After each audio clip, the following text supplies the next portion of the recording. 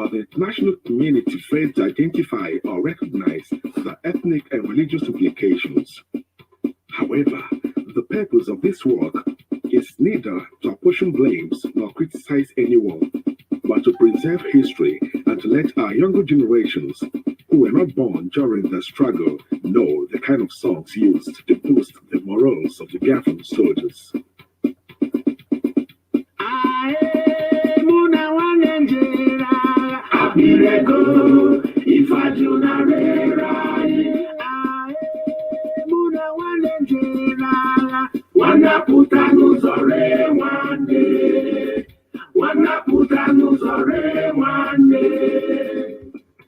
Gini can get you know, Omo Biafra. Gini can get you know. Oye wani, nyanya mamiye, suroke. Kaibere miro, dina magi chuku, jide ha zobo ha ona. Kaibere miro, dina magi chuku, jide ha zobo ha ona.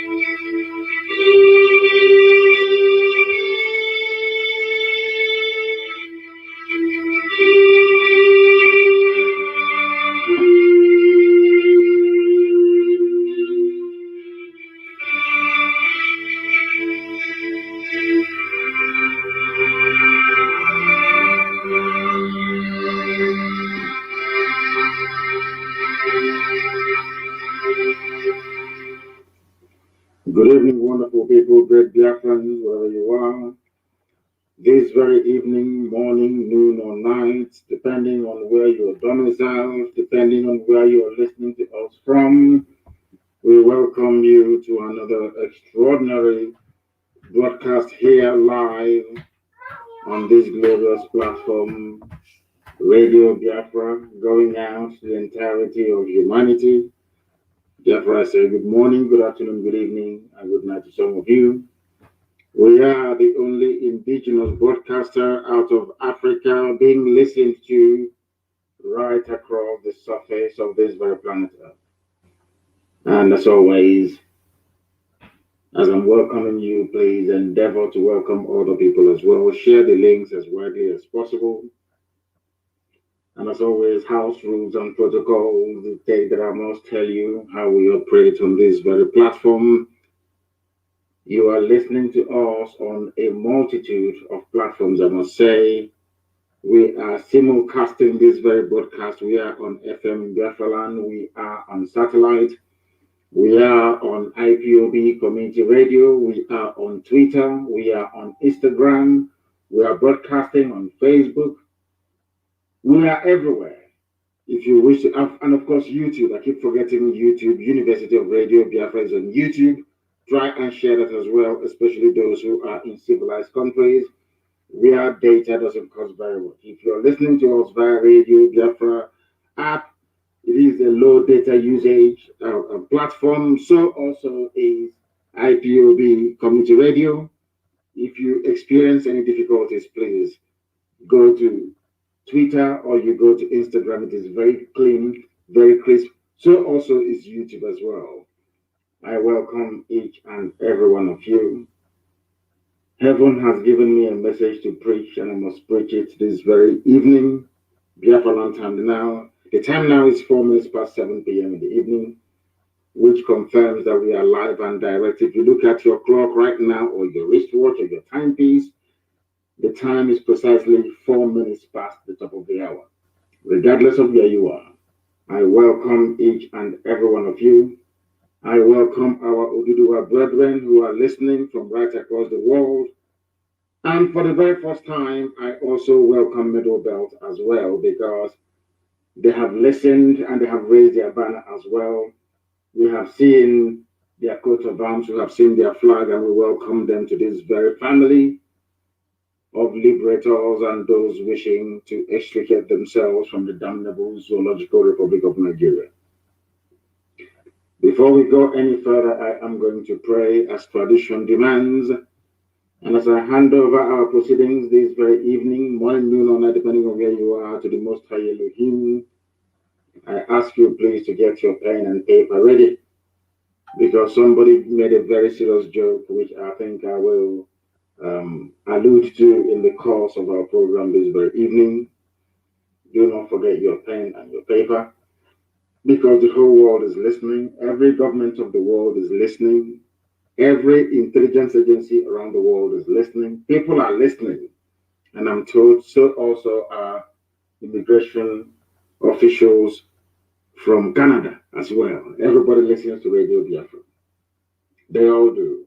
If you go to Abuja now, everywhere is calm. Every government house you have in the zoo, people are attentively glued to their listening device to receive this very gospel that Elohim has mandated me to preach. And I must preach it. My name is Mazi Nnamdi Kanu. I am the leader of the largest mass movement on the face of this earth, the Indigenous People of Biafra, IPOB. I am the director of Radio Biafra and Biafra Television, and by the very special grace of the Most High Elohim, a servant of the wonderful people of Biafra. Once again, I must warn those of you who are listening via Facebook, my official page, you know it is heavily sanctioned. I will ask you please to be prepared to switch over to Instagram or to Twitter at a moment's notice, because very soon, when this very program hots up, they will begin to interfere because they wouldn't want you to hear what we're saying. And in fact, I was asking somebody to compile the names. I want to do a very, very special post on my page tomorrow morning. And I was compiling the names of all the journalists in the zoo who are influential, all the journalists responsible for sustaining what is in essence unsustainable, this very regime of tyranny, a regime of terrorism, a regime of backwardness, a regime of poverty, piloted by the Fulani Caliphate. I will compile all their names. Please look for also those of them who are running Facebook as well. I want to add their names. I want them to understand what the Fulanis are doing to Yoruba people. I want them to understand what the Janjaweed are doing to the Yoruba race. As they're busy trying to fight to defend what is in essence indefensible, their land is being taken over. We must preach this very gospel this very day. Ezi onye nwe anyị na Chineke nna nke pụrụ ihe niile Chukwu okike abịa ma bi n'igwe onye jupụtara na nsọ onye dị ebube ma ruo mgbe niile ebighị ebi onye anyị na-efe wee na-akpụ isi ala nye onye ọ bụ naanị ya bụ Chineke nna ịbụghị mmadụ o mekata ka iwe bụrụ anakpa ahụ nke gị onwe ikere eze ebere ngozi ịnọ na mmụọ onye nwe m ebe obibi gị bụ ebe kachasị ebe niile elu n'ihi na ịdị nsọ wee karịa nghọta nke mmadụ dị ndụ o nweghị ihe ọbụla bụ ihe eji ama atụ sị na ọ bụ ya yiri gị o nweghị ihe ọbụla bụ ihe gị onwe ikere eze ebere ngozi a pụrụ iji wee si n'ihe dị etu a dịka Chineke nna nke dị n'igwe ọ bụ ya mere ndị gboo ji wee tụọ gị aha na ibe ebighị ebi n'ihi na enweghị mmalite enweghị ọgwụgwụ ahapụ m aga m eto gị ụbọchị nne n'ime ndụ m n'ihi na ọ bụ naanị gị bụ Chineke nna nkụzi niile nke ndị agha ọ bụ naanị gị na-epuru anyị ụzọ nna nke ebe ọ bụ naanị gị na-alụrụ ndị gị ọ bụ naanị gị na-agbara anyị ọgụ onye nwe ọ bụ na ọ gbadara aka gị ka anyị nọta ebere Biafra nke gị onwe ikere ezi edo dị ngozi wee nyefee gị n'aka ka i wee zọpụta ụmụ gị n'aka ajọ onye n'ihi na mkpagbu dị iche iche dakwasara ndị gị Chineke nna nke igwe ọchịchịrị wee si ebe o si wee kunie eleghị anya ọ bụ site na akparamagwa ọjọọ anyị maọbụ mmehie mana onye nwe anyị na Chineke nna biko gbarịọ ka anyị na-arụta iwe gbaghara anyị mmehie anyị niile ọ bụghị na anyị toruru mmeso ọma gị nna nke ebere dị ngozi kama anyị wee narịọ gị iwe echete okwu ọgba ndụ gị n'isi anyị n'ihi na isi na mgbe ọbụla anyị kwuru iwe echi ghata azụ wee chete na ọ bụ naanị gị bụ Chineke nna na ọ bụ gị bụ nna nke ụmụ Biafra na ị ga-azọpụta ndị gị na ị ga-abụrụ anyị nna anyị wee bụrụ gị ụmụnna nke igwe anyị wee na-asị n'oge ahụ eruwekwa mgbe nnụnụ ọbụla ji alaghachi na-akwụ ya ka i wee zọpụta ndị gị nna nke ebere dị ngozi na ala Biafra bụ ala nke gọziri agọzi nna nke igwe ọrụ iji wee mee ka mmadụ izi n'elu ụwa wee si na Biafra wee kunye anyị wee na-asị gị gosi mba niile dị iche iche na ọ bụghị bụ Chineke n'ike niile nọ n'ọbara aka ya na ọ bụghị n'ọbara aka nke Britain bụ mmadụ dị ndụ nna nke igwe gosi ụwa na ọ bụ na-adịghị bụ Chineke nke ụmụ Biafra anyị were ihe niile ka anyị onwe anyị bụ nyefee gị n'aka wee na-arịọ onye mma gị na ebere gị ama gị n'ọmị bụ ebe ndị gị nọ ụmụ gị ọbụla ndị nke eji eji anyị na-ekele aha nsọ n'ụzọ pụrụ iche n'ihi na ọbụla na ha ga-abịa nwa para mpaka n'ụbọchị nke taa igburu wee daa n'Enugwu wee hapụ ya etu a ga-esi wee hapụ ndị ọzọ bụ ndị eji eji agbanyeghị ihe niile mpụ niile nke ndị ilo na-eme ma ndị okwu ha ndị odibo ha bụ ndị nọ n'ala nsọ gị nna nke igwe ndị dị etu aka si ha ga-aba ha n'otu n'otu ị ga-ejide ha wee laa ha n'iyi ka ha were ghọta na Biafra bụ nkwa nke ikwere ndị gị n'oge rukwa mgbe ị ga-eji wee mejupụta ya anyị wee na-asị gị otuto na nsọpụrụ na ije mma niile dịrị aha nsọ onye peligwa n'ụwa Elohim Adonai El Shaddai ugbu a ma ruo mgbe niile ebighị ka a na-arịọ ise ise ise ọkwa n'ozi ọma Chineke. My goodness. You will allow me to preach this very gospel this evening. For those of you who are old timers on this very platform, this Radio Biafra, I want to reconfirm to you, I wouldn't call it a prophecy, I wouldn't call it a prediction, I will call it words spoken under divine inspiration. That is why the accuracy of our prophecies is unmatchable. Those of you may remember in 2014, when they were campaigning, jostling, and politicking in the Zoological Republic of Nigeria that man created for the habitation of animals, called Nigerians. I made it very clear to you then, if those of you who are listening tonight, or some of you can remember, I said to all of you that Buhari is the one that holds the key to Biafra. I don't know how many of you can remember this, but I put it on this hallowed platform, on this Radio Biafra, this God-ordained radio station for the restoration of the children of light, that they may enjoy the sovereignty that God Almighty promised them. I preached it here on this very platform. I told you, do not despair, do not panic, that the Pharaoh is coming. And it is Buhari, I told you so on this very platform. I'm sure that some of you can remember that. I said that Buhari is the surest way for us to get Biafra. Is it not happening now? Everything I tell you is gospel. Remember when I said that Buhari will give us Biafra? Those were the exact words I used. And it is now manifesting before our eyes. Everything happening today in the Zoological Republic of Nigeria is because they refuse to let us go. I remember, I think it was in 2015 to be precise, thereabouts. I was in the USA and I was granted an interview by Rudolph Okonkwo, if I'm not mistaken.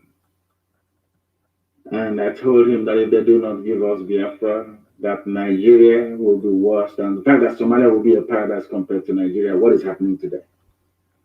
These are words on the marble. These are, I wouldn't call it prediction. These are prophetic pronouncements on this very hallowed platform that all over the world today, people are witnessing and confessing to its accuracy. Everything happening today in the Zoological Republic is because they refuse to let Biafra go. And I also want to tell them this evening, or depending on where they are, that the more you continue to delay the coming of Biafra, the more calamity you're going to face. And I want to point it out. I want to speak very calmly this evening so they can understand what I'm saying. Remember when I asked you to allow Biafra to go and you refused? I'm now speaking to the Sultan of Sokoto and the entire Janjaweed Caliphate. These very horrible people that have brought death, destruction, and mayhem upon the lives of very quiet, peace-loving people, not just of the Middle Belt, but across the entire South. I want you to listen to me very carefully this evening. Because of your delay in allowing Biafra to go, now you will lose Oduduwa as well. I want you to understand that the more you hold on to this very rigid, idiotic, should I say, unwavering position that Nigeria should remain the way it is, the more you're balkanizing it, not just in the spirit, but also in the physical realm. Why am I saying this? Now, Oduduwa agitation has hit a crescendo. And for the very first time, they have now also identified some of their leaders as being their problem. They are no longer blaming anybody else. And when people begin to blame their leaders, as we have been doing, I think they have cut off the whole thing. I believe that I don't know if Facebook has cut off the video on my page. I have no idea, but we shall see. Let us continue. If they kick you out, please find alternative platform to listen. People should go to my page and share all the links that people are using to listen to us, so that those who are on my page, who are suffering as always, will be able to listen via other means. After this very program, Ikechi will work very, very hard to ensure that the SoundCloud is uploaded as quickly as possible. I must preach. I asked you to let Biafra go. You said no. Now Oduduwa is with us. We then pleaded and said, allow Oduduwa and Biafra to go. You said no. Now Middle Belt has joined. If you say no to Middle Belt, Oduduwa and Biafra becoming free very soon, the Habe Republic of Hausa land will rise up again with their own banner. Fulani, you have nowhere to go to. What you're then now going to do is to unleash your dogs of war. That is what you're going to do. You will think that by tricking the Hausa people to believe in you, to come and join you to fight other people, as you have done in the past, you will think that would be a viable option to take. But I'm telling you to spare your doom. I warned you before. You people should have let Biafra go on time, and to all of you shouting, insecurity everywhere. We are dying. Look at our country. Come and speak. I warned you in 2014 and 2015. If you do not let Biafra go, everybody is going to suffer. And today, everybody is suffering But I'm sure, Fulani, they have this very primitive, almost a very satanic stubbornness that they have. They will say no. I want Fulani to understand something I said to Britain. You see, United Kingdom, those that created Nigeria, which I believe, more. Britain, they also go in the realm of the spirit to do their own incantation. They may be top scientists, they may be an advanced country, they may be a civilized country, they may be enjoying the grace of God because Britain is blessed, believe it or not, highly blessed people. But I'm sure they see things. And I told Britain, the same pride that Britain had in the past in relation to Biafra is the same. Fulani has a very crude and primitive format of it. I want people to pay attention to what I'm saying tonight, very, very critically, please. I said the pride, that pride, we are white people, we created you. Who are you to tell us what to do? And here again, live on air, I said to Britain, God Almighty in heaven will divide you into pieces. And when you are being cut up into pieces, your soothsayers will be telling you it is because of Biafra. Then your pride will tell you it is not. How can God love those niggers from Africa? Those monkeys, it's not possible. But I'm telling you again tonight. Maybe now that your policies have changed slightly towards Biafra, you may have a reprieve. But I'm telling you this. If you maintain or insist that Nigeria should be won, this is for Britain. I'm sure that I don't know why I feel like recollecting what I've been saying in the past tonight. If you insist that Nigeria should be won, God will destroy Britain. And as Elohim is doing Britain, your pride will not let you accept it's because of this lowly, these black people called Biafra. The same thing I'm saying to Fulani tonight. We are the children of God Almighty in heaven. We are the children of Elohim. You see, that is why we answer the names that we do. That is why we answer Wachubu. If you understand what I'm saying, that is why we answer Chibuzo, Chibueze. You must understand the reason why we answer these names. It is because we are the children of God. That is why we answer Wachubu. No matter how badly we upset and offend God, ultimately we are His children, is going to forgive us and rescue us from whatever mess we may find ourselves in, as it is now with the zoo called Nigeria. Fulani, you will end up with nothing. The best thing for you to do is to stop all this all this show that you're doing. Come and negotiate with us the date for a referendum, that we, the children of light, may go and play the role that Almighty God in heaven intended for us to play in the advancement and development of black people all over the world.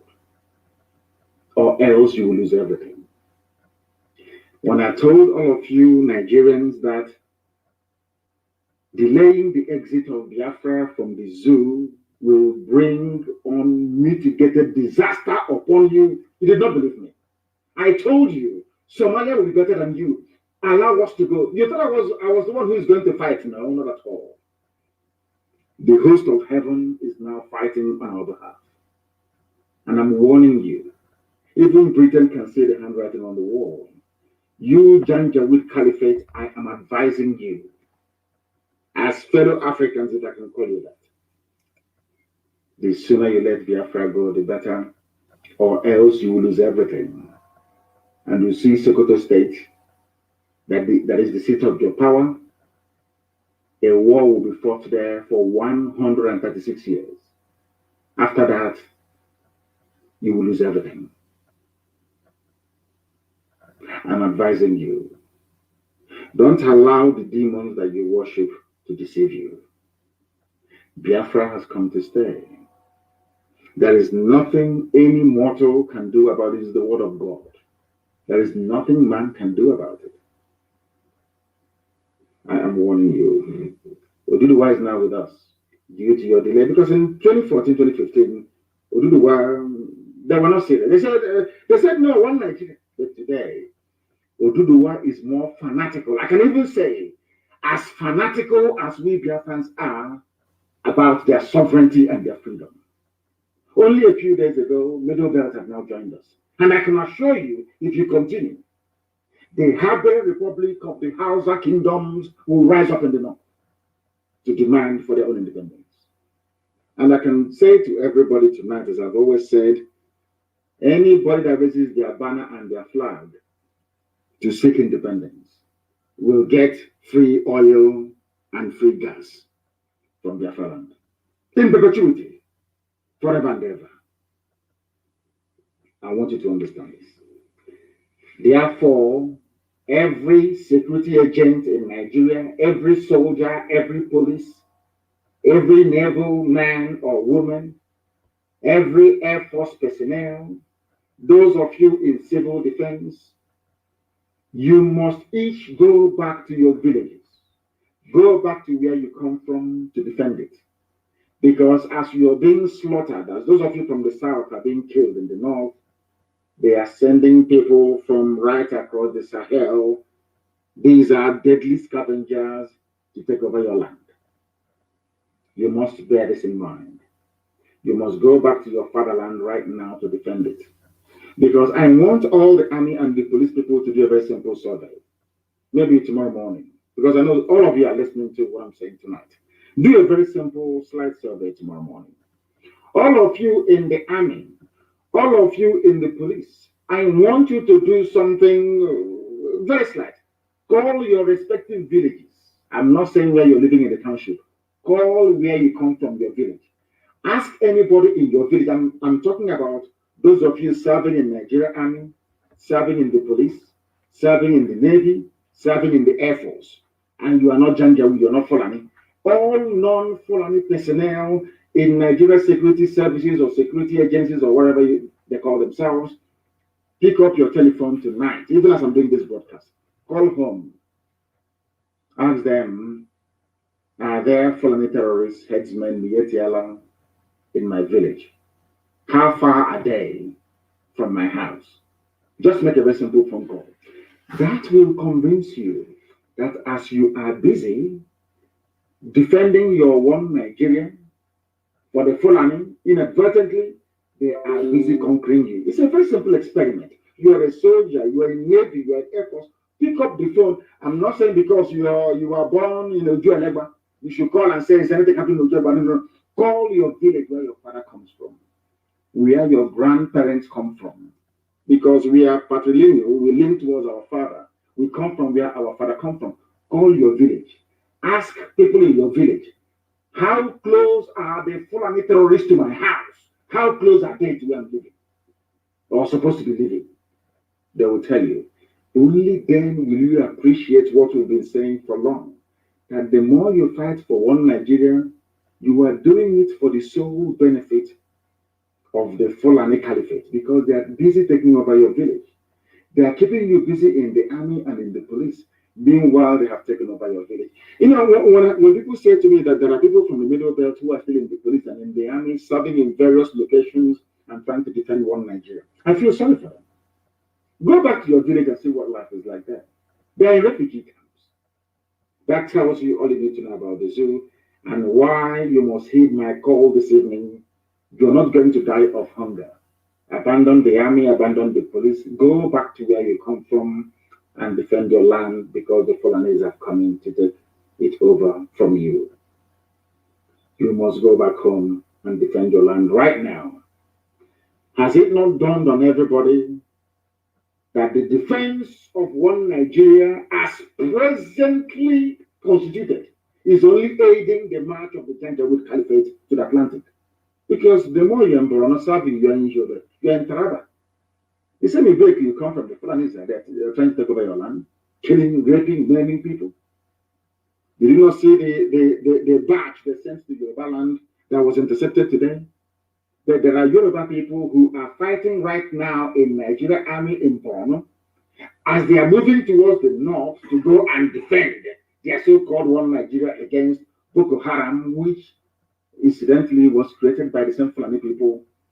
Another consignment of Fulani killers and murderers are heading into Yoruba land. Does that make sense to anybody at all? These are the things we are trying to get you to understand, but for some reason, some of you can't get it. You are moving to Yoruba, you are being posted to Yoruba, to Taraba, to Adamawa, to Borno, to go and fight insurgency. Is that correct?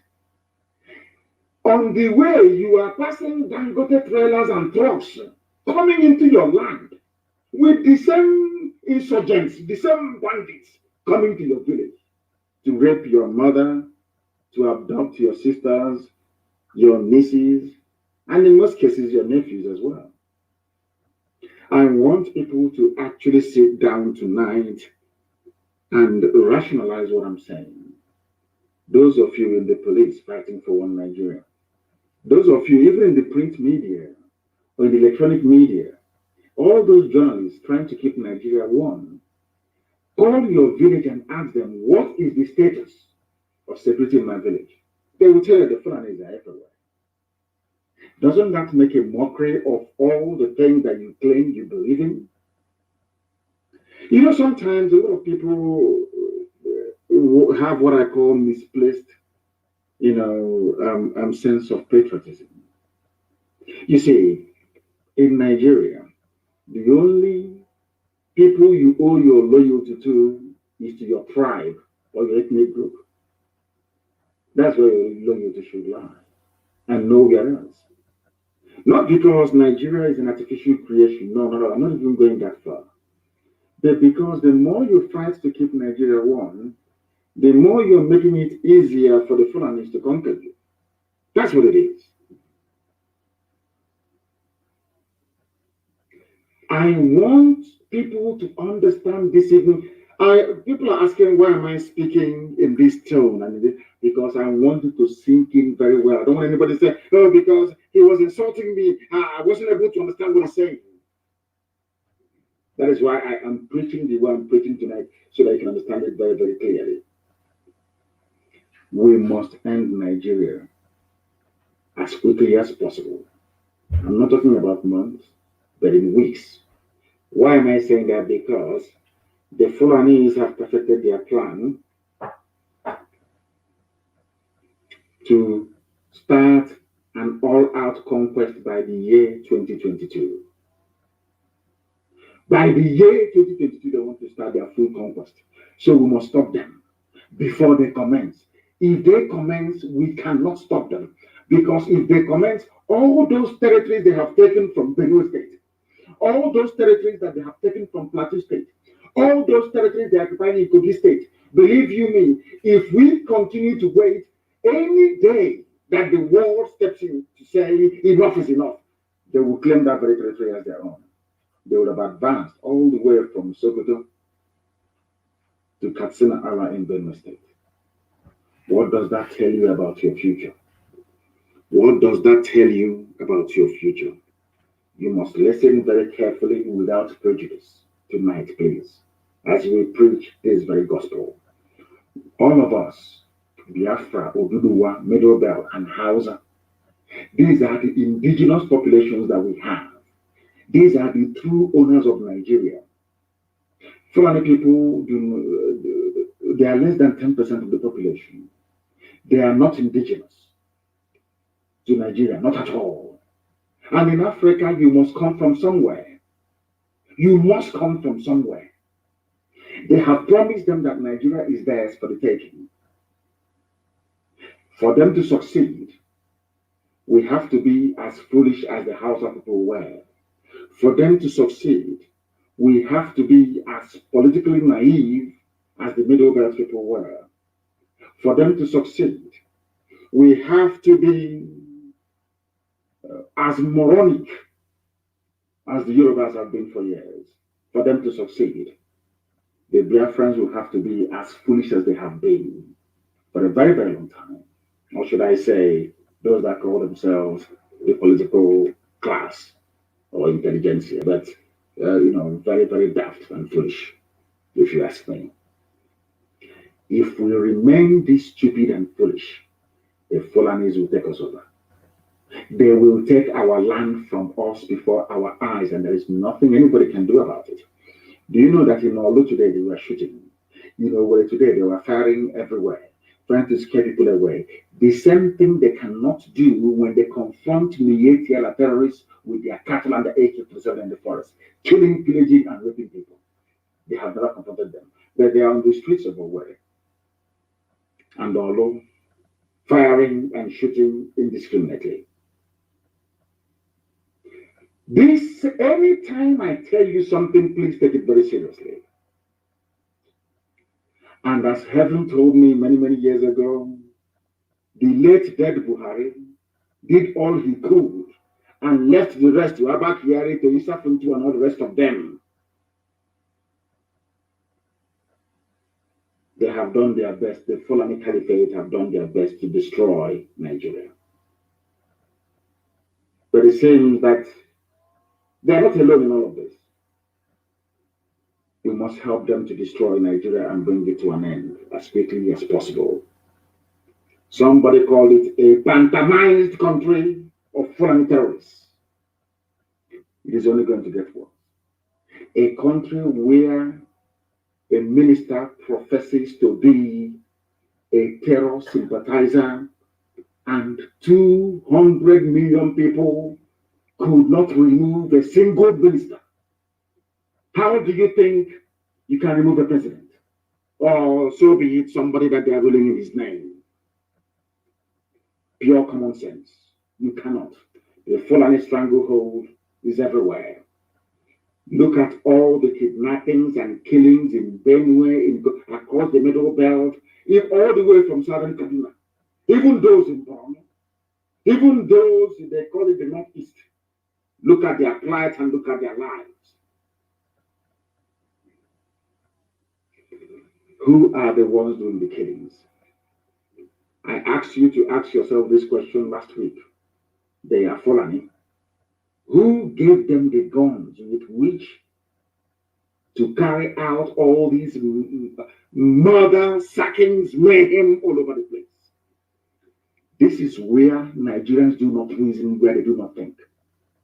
They don't think and they do not reason. I want to ask them, look at all the kidnappings, the killings, the land grabbing, the forcible conversion of Christians to Muslims happening in Niger State and elsewhere. Look at all the things that have been happening. Who gave guns to these people? They claim they are jihadists from Mali, from Senegambia, from across the Sahel. They came into Nigeria either with guns or without. If they came with guns, how come they were not stopped? If they came in without guns, these people are from Mali, mind you, and all the rest of them, how come they managed to acquire guns? These are the things you must ask yourself, and the sooner you find answers to these questions, the sooner you realize how foolish it is trying to defend what is in essence indefensible, which is one Nigeria. Who helped them to come into Nigeria? The same foreign people today telling about one Nigeria. Just keep the country one. There's insecurity everywhere. Insecurity. Who brought in these murderers into Nigeria? Nobody is asking the Fulani Caliphate this question because they organized it. They will fire all the Fulani governors because they believe the nonsense that Nigeria belongs to the Fulani race. It is theirs for the taking. And they actually believe it because of idiots like Wike and that great harlot, that bleaching, palm wine drinking harlot in Asorok. Look at what is happening all around you and ask yourself, who gave Mietiala AK-47 with which to intimidate, to kill, to pillage, and to rape? Who gave the Fulani terrorists all these weapons they are wielding everywhere? How can a Fulani nomadic cattle herder know where to find a dealer that sells bullets? You know, have you ever actually, when you see that lonely Fulani boy with AK-47, how do you think he replenishes his stock of bullets? Who gives it to him? So you think he will leave his cattle? Let's say they are somewhere around what's it called at Amancia, with his AK-47. Maybe he has gone, he has raped, he has kidnapped, he has killed a few people. Ask yourself this question: how do they get a resupply of bullets? Who gives it to him? A Fulani cattle header. Have you asked yourself that question before? Any day you do, you will understand the hopelessness of one Nigeria. Do you think that this invasion and conquest of Middle Belt would have been so easy had Middle Belt seen what Ojukwu saw in 1966 and 67? If not for the prejudice of the people that call themselves Nigerians, do you think that you'll be seeing what you're seeing today? Had all of you supported Biafra, do you think you'll be losing your land today, losing your head, losing your faith, losing your religion? Do you think that Leah Shreibu will be more like, I don't know, a breathing, whatever it is, for Fulani terrorists? Is that what you think? I want Nigerians to understand this. God is punishing all of you for what you did against Biafra. All the mayhem, all the killings. Ask yourself, why is it only in Biafra land that the Fulanis do not have any genuine stronghold? No foothold in Biafra land. Why do you think so? God is punishing every part of Nigeria for the crimes you committed against his children. I'm not expecting you to believe what I'm saying, but you know it to be a fact. That is the fact. But today, thankfully and mercifully, the brute is no more. To tell you how miraculous God is. Buhari is dead, we know. How do we know that Buhari is dead, you may ask? Because God gave us brain to be able to use it to reason. That is why we are not animals, because that's what Mary Wollstonecraft said. The reason, the only difference between you and the Fulani cow is because you can reason. Listen to me very carefully this evening. Buhari is no more. But the Fulani Caliphate, to tell you how merciful God is. When Buhari died, had they said Buhari is dead, Osibajo would have taken over. Osibajo is more learned, more urbane, more conciliatory, more progressive. Nigeria will still be one. That would have made our work very, very difficult. Because maybe Osibajo will come down to discuss and to negotiate, to say, oh, let's restructure, let's go back to the regions, either 1960 Constitution or 1963, whichever one would have continued in the. But to tell you how miraculous God is, he hardened their hearts. They said, no, it's our turn. It's our turn, we must remain in power. The time that we are doing it, they never knew that would lead to the end of Nigeria. They never knew that. Elohim hardened their hearts. And today, the Fulanis have run Nigeria aground. And they are being openly vilified by everybody. Even Britain is fed up. USA is fed up with them. EU is fed up with them. Now you understand it, don't you? They themselves are the ones now canvassing for coup. Forget all this nonsense you're hearing. They use one man called Clark, who said he's a senior advocate of Nigeria. Senior advocate of what? I have no idea. He's a senior advocate. Asking army to come in to take over power under a civilian democratic dispensation. And he is a senior advocate of Nigeria, a supposedly learned man. When I tell you that they are not educated, that's I'm insulting them. Senior advocate of Nigeria, advocating for army to take over. Can you believe that? What is wrong with the people taking over in a revolution? Instead of Mr. Clark to call for a revolution, he's asking military. Very lazy way of approaching the issue of all the ills bedeviling Nigeria. Now listen to me very, very carefully, please. I beg of you. How do you know that Buhari is no more?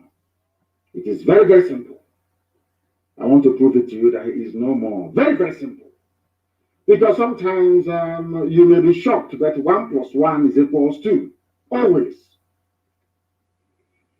Buhari, when IPOB started to torment the zoo, Buhari came out to give a live press interview.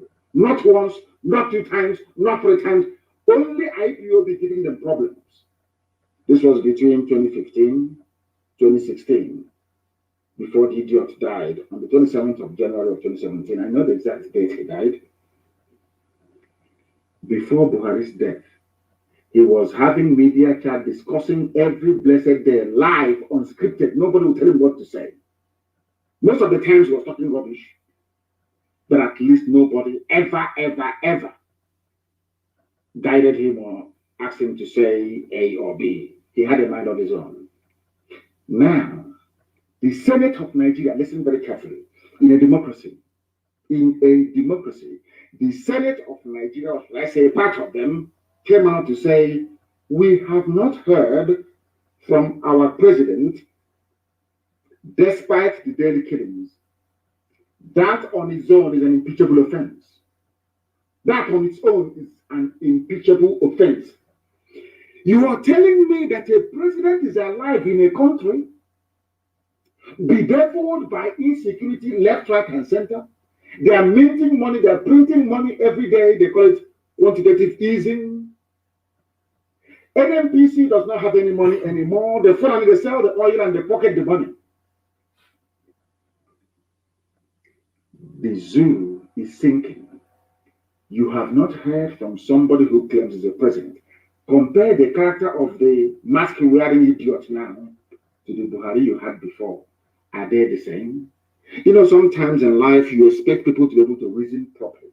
I am asking you people, you Nigerians, the thing that you're seeing now, coming from who you claim is Buhari Nasarok, the mask wearer, is it the same attribute of the man that you used to know?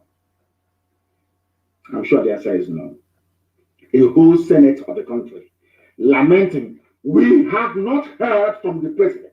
The country is collapsing. There is going to be war very, very soon. And he cannot speak. Do you know why he cannot speak? Because they know we are watching them. The fear of IPOB. They know any move they make, we are going to dissect and analyze. That is why they cannot bring him out to speak. Not even common live presentation.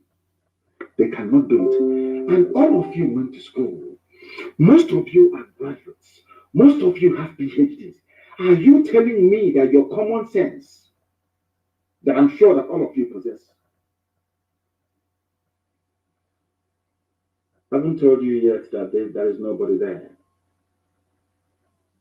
In every other country of the world, ordinary COVID-19, they receive almost weekly briefing. Now, let me shock all of you. Do you know that before, even during Buhari, during Jonathan, during Yaradua, during Obasanjo, and even before that, have you asked yourself this question? How can Nigeria go through a whole calendar year without no official visit from any head of state from outside? Official state visit with state banquet. Because all over Africa, all over Europe, although there is COVID-19 lockdown, heads of states are visiting each other. Have you asked yourself that question? Have you ever asked yourself that question? Now, the Senate, Nigeria's own Senate, is now saying, let me read it for you so you understand. A Senate where you have democracy. Any other place in the world, the Senate will go into a session, they will vote and say, we demand to see the president address the nation. That's how it is done. That is why it's a democracy, the rule of the people. And the Senate and the House of Reps, they are the people, which the presidency is answerable to.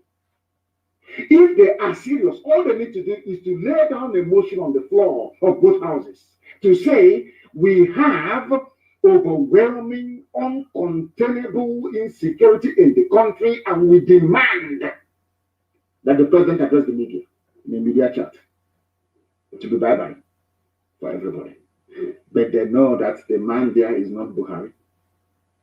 They cannot bring him out. unless they set the stage, unless they choreographed everything, unless they planned it perfectly well. And I'm asking you people, as those that claim they are learned, what does that tell you about us?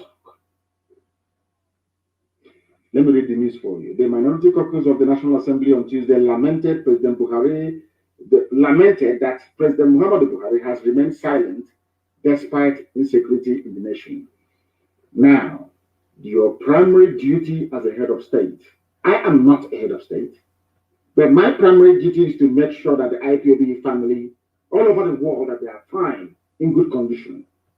When there is a breach of security, I make sure, even in the middle of the night, I wake up and I make sure I address it. If I come on air, I speak about it live. A country of 200 million people. If this man couldn't speak under COVID, he could not speak under raging insecurity, almost civil war status. When is he going to talk? It's a simple question I'm asking Nigerians. That tells you that there is no Buhari, he's dead. The clown they put there, all they can do is to script something, use deep fake, artificial intelligence to mimic the voice of Buhari through a microphone. You think it is the idiot who is speaking. There is no Buhari. That is why, despite this rating, even to address people live, I said live on TV, he cannot do it. Once in a while, they package him, they bring him out, they say, oh, he has spoken. Oh, yeah. And the Yoruba people who are eyeing 2023 will just simply concur and wait for their turn to come. It's only 2 years away. Why can't we just wait? I will start enjoying oil and gas money. The caucus also said that the APC-led administration of President Buhari has continued to breach the constitution. We have not, according to Abaribe, we have not heard from our president, despite the daily killings that are going on, and have turned Nigeria into a killing field of unimaginable proportion. Nigeria is at war on all fronts, basically, fighting for an domination and impunity. People are dying every blessed day. The person you claim is the president cannot speak. What is his job then? I'm asking you. Do you see how we know that Buhari is dead? That even the Senate is begging for him to speak in a democracy. I'm advising them today because some of them, they claim they're educated, but they are not. I'm advising you on what to do. Constitutionally, you have the powers. Go and pass a motion on the floor of both houses. Send it up to Asarok and say, we demand to see you to address the nation live and answer questions from journalists regarding what is happening in the country. Not just address. You must be interrogated. We want to ask you, then you will see that idiot will fall apart. Because we have planted a press man there. I'm not going to tell you his name or his network. He is going to ask him a question in Tufude, the native foreign language that the old dead tyrant Buhari spoke before he died on the 27th of January 2017. I stake my life on it. I have said to them, if you can bring out this man and prove he's Buhari, I will drop Biafra station and apologize. But I know that the idiot is dead. They are shielding. The only reason why they cannot speak is because, they thought I will remain with, they don't know how we discovered that Jubril had fled. They were shocked. They thought I'll be saying Jubril all the time, so that Western intelligence will say, oh, he doesn't have his facts right. I know when they switched from Jubril to Yusuf Abubakar Mohammed from Niger Republic. That is the new Buhari you have. That is why you cannot see him. That is why he cannot do tours. That is why you cannot see him come out to receive heads of state. That is why nothing, everything is secrecy. You can be killing, people can be dying, you never hear a word from him. They are shielding Yusuf Abubakar Mohammed from talking because the day he grants any live, unedited, unscripted interview, the political class in Nigeria will commit mass suicide. Because I'm sure that's what they will do. Rather than come around and say, oh, IPOB, Nnamdi Kanu has been right all this while, they would rather die. That's black people for you. They will commit mass suicide. That thing in Asorok, as I told you in 2017, is not Buhari. If you say he is Buhari, I want him to have a live media chat, the type the old Buhari had on the 31st of December of 2015. It's a challenge. If you claim Buhari, that idiot here is Buhari, let him come out and address the security situation in the zoo called Nigeria. In a live media chat, he will never ever do it. That day, the shame of Nigerians will be open for the whole world to see. The war, right now, a lot of countries, in fact, Nigeria is the only country in the only passport that you require visa to go to almost every other country in the world. But because of how useless it is. Any day, that thing there, Yusuf Abubakar Muhammad grants any live interview or media chat. If you say you're a Nigerian outside, people will spit on your face. They will say, we know you people as fraudsters and criminals. We never knew you were even this stupid. At least criminals are supposed to be very smart. You people are equally very, very foolish. So Abaribe, the Senate, and they can talk all they like. That thing there can never grant any live interview for anybody. He will not do it. Any day they do, they try it, they are finished. And they understand that very well. That is why he cannot hold a live media chat. People are talking about impeachment. Let us impeach him. As my dear brother Mbaka said, let us impeach him. Do you know why Fulani is against impeachment? The Fulani wants that boy to leave. They want to remove Buhari, that name Buhari from us all. That is what they want. Oh, forget all this nonsense that he wants planting it everywhere. The only reason why they said no to impeachment and why they are running after Mbaka that I'm glad they've released. I didn't want to talk about him or write about him or tweet in the afternoon. We are just waiting to see if they will hold him. And then that thing they want, they will see it. But luckily for them, they released him. Let me tell you something you don't know. The reason why they're against Mbaka and everybody talking about impeachment is because once you impeach him, listen, he will be forced to come out to respond in the open. Journalists will interview him. That is why all of them, they are running helter-skelter. Nobody wants nothing. They don't want you to talk about him because any day you vote in the House of Senate or in the Senate or in the House of Reps to impeach him, you will now give him a right to reply. Because the article, as Trump did in America 2 times, because the articles of impeachment will outline his crimes and misdemeanors. And the law of natural justice dictates that you must give him the right to reply. Who is going to reply? Buhari is dead. Is it Yusuf Abubakar Muhammad that will reply? The cabal won't allow it. Now you understand, don't you? That is why they're against impeachment. Because you cannot impeach a dead man. The Fulani Caliphate control all of you in the zoo using Yoruba media and your political leaders. They have captured the 2 critical, in fact, there are 3 critical constituencies in life. Media that brings you information and enlightenment, your political leaders, traditional rulers, and also your religious leaders. That is why anytime they sense danger, they will send DSS. People are trying to destabilize the country. They want to remove Buhari from office in order to sow seeds of doubt and confusion amongst you, so you can no longer be together to ask for what is right. Asking for anybody you claim to be Buhari to address the nation is not causing trouble. It is not. It is called democratic accountability, isn't it? These are the things you must bear in mind. This thing about coup that they sent Mr. Clark to talk about coup is a well-planned move to manipulate people's minds into thinking that Buhari was removed. as a way of hiding the fact that Buhari is dead. Fulani is praying for a coup.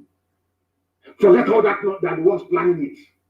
And I want Asarok to know that I know their plan. They want to do a coup to say, oh, we have removed Buhari, he's incompetent, as a way of hiding the fact that Buhari is dead. That is what they want to do.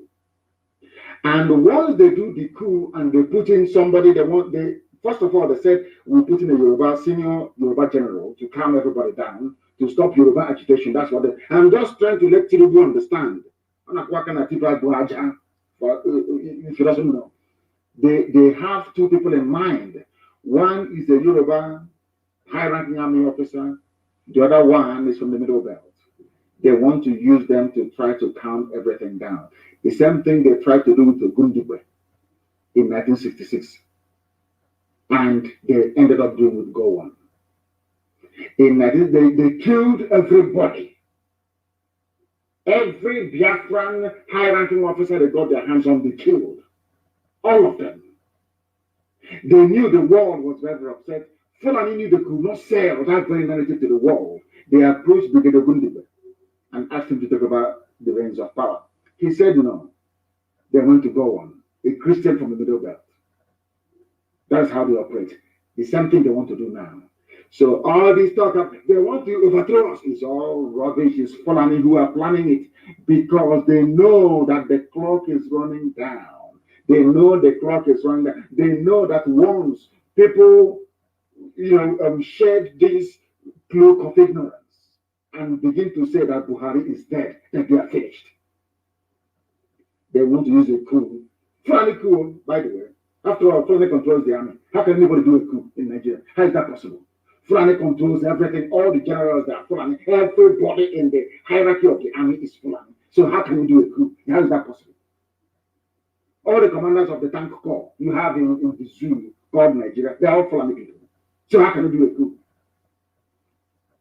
All the people that lead the infantry in Nigeria are all the commanders, they are all Fulani. So how can you conduct a coup? It is the Fulani planning a coup so they can say that Buhari was removed due to incompetence. And then after that, they'll say, oh, he's living a quiet life. He's a man of peace and quiet. After a while, they will not say that Buhari is dead. He died in his sleep. That's what they want to do. If you don't know, let me tell you. And I'm saying to Fulani Caliphate tonight, you don't know who you're dealing with. Before you make any move, we know. Every move that you make, we know. We are aware of it. So stop deceiving yourselves. We know what you're up to. We understand your game plan. This thing about coup is because you want to remove Yusuf Abubakar Mohammed before it's too late. Because there's nobody in Asarok. If there is anyone in Asarok, the person will be talking. Nigeria is finished. There is no country called Nigeria anymore. Nigeria finished last year. Nigeria is now only existing on paper and the fear of the South. The cowardice in people of the South. And the promise of a greater, better tomorrow for the likes of Wike is only what is holding the zoo together. The zoo is dead. Absolutely dead. Their plan has failed. Only if the politicians we have in Biafra, and in fact in the entire South, can repent, or else what awaits them is doom. The game the Fulanis are playing, just don't, remember I told you tonight, the game the Fulanis are playing is to carry out a coup and install a Yoruba senior army officer or somebody from the Middle Belt to calm everybody down. That's what they want to do. And I want them to understand that we know. Our intelligence services is second to none in the whole world. In fact, by the time that Biafra stands, I'm sure that even Mossad will be coming to us to learn one or two things. The Zoo people think that we are stupid, but we are not. We are highly intelligent, more intelligent than all of them put together. They want to carry out a coup and claim that Buhari was removed. People are talking about insecurity. In the same country where people are being forcibly converted to Islam. In Niger State, in broad daylight, People abducted, people killed. Army today firing in Olu, army today firing in Owerri, shooting sporadically everywhere. There is war. A slow burning war in the zoo, but you don't know. I don't know why the Middle Belt people will not rise up to defend their land. Because it's now very clear that you can lament and cry from now till the kingdom come, the world won't listen to you. Defend yourselves. That is what you need to do. That is what you must do. To tell you that this is their plan, all of them, it is their plan together, all of them. To tell that they planned all of these things. Now listen to what a minister is saying. You know, sometimes when you hear these things, you don't quite believe it at first. You think, oh, maybe somebody's pulling your legs until you go and verify it for yourself.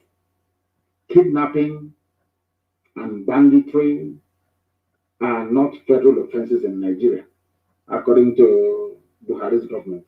Also, you know, Buhari by name. When I say Buhari, it doesn't mean Buhari is alive. It's the name they're using to rule. Are you listening to me? Kidnapping and banditry are not federal offenses in Nigeria. Then I asked them, what are federal offenses in Nigeria then?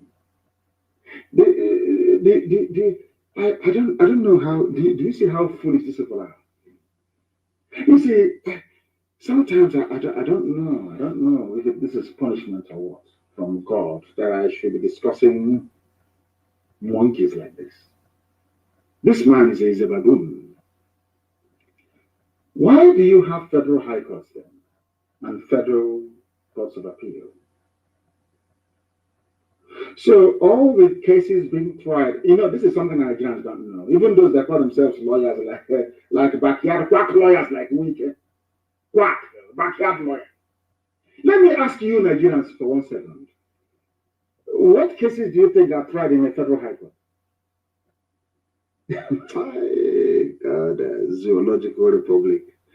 And these people actually go to school, spend 4 years in a university, and come out as graduates, even doctorate degree holders of law.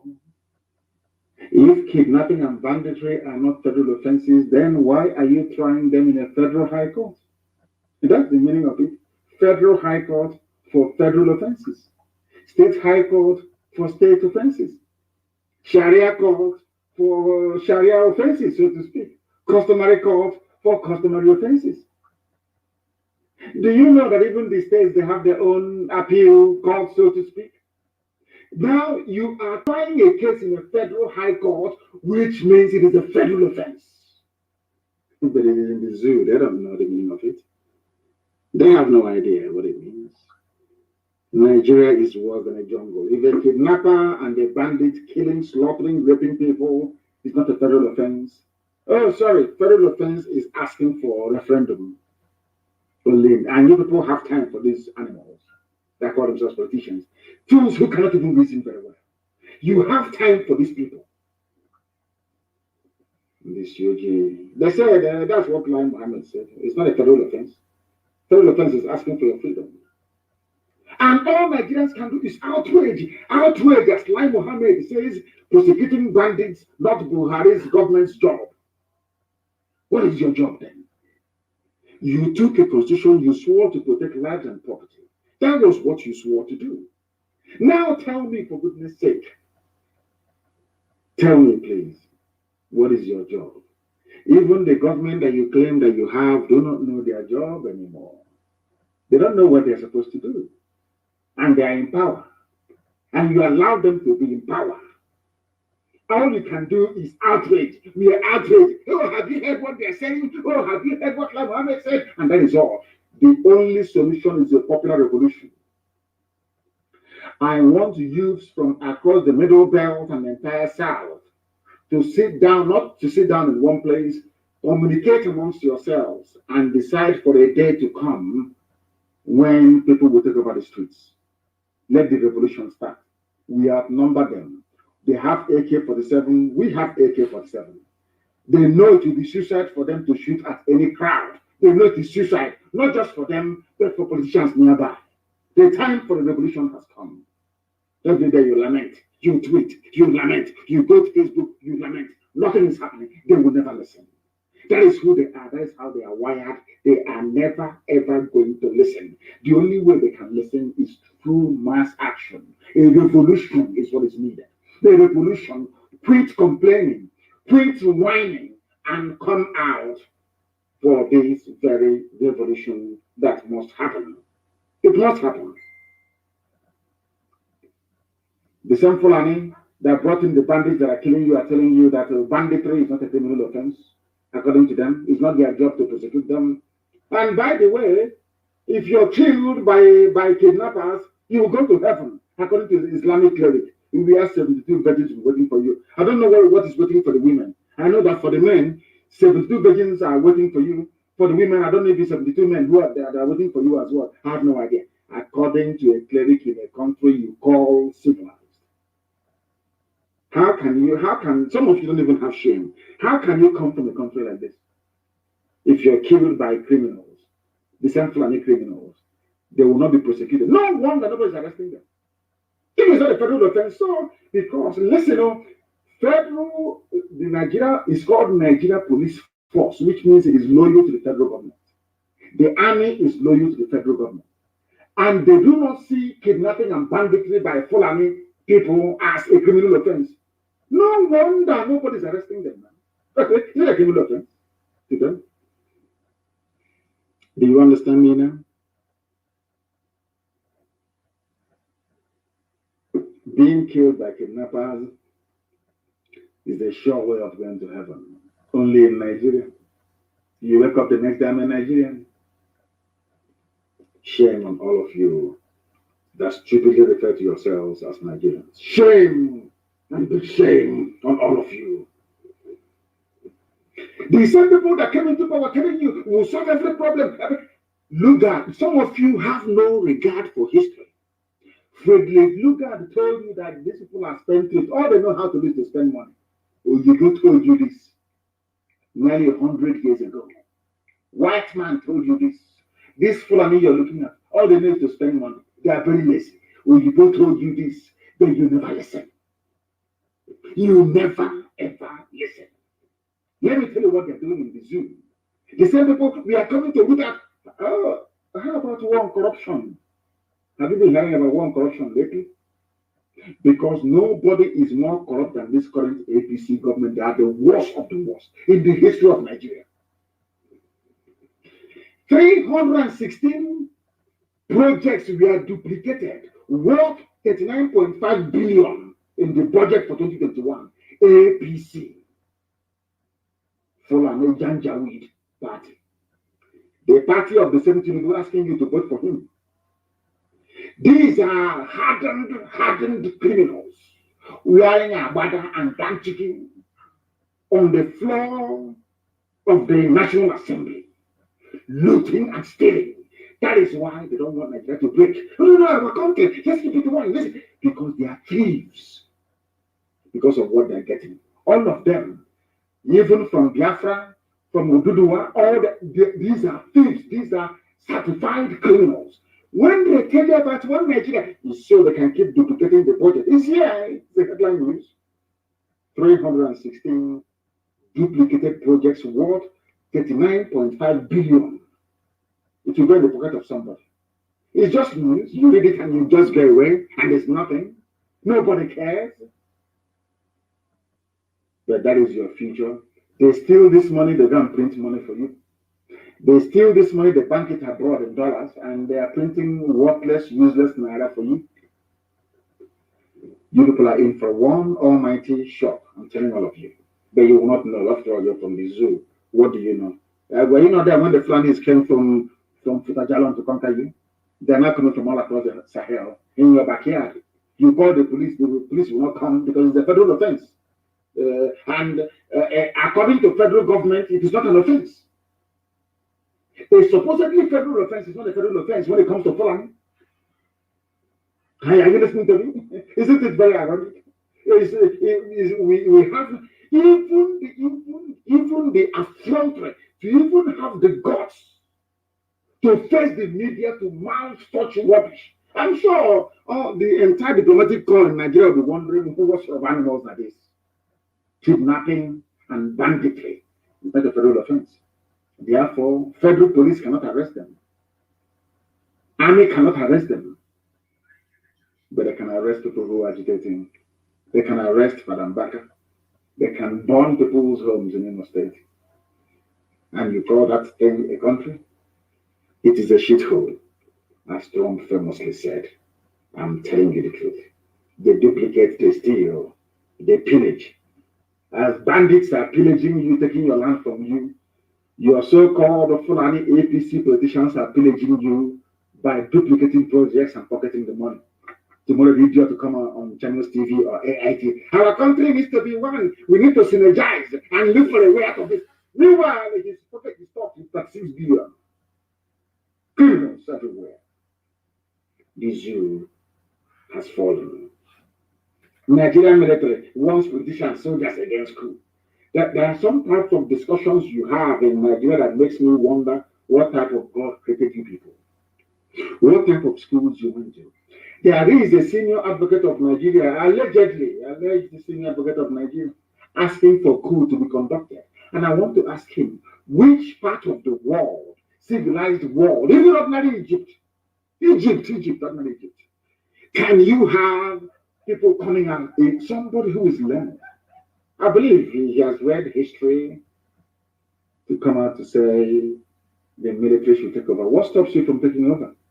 Does power belong to the military? Okay, you're telling us that whoever is carrying a gun is who power belongs to. A senior advocate of Nigeria.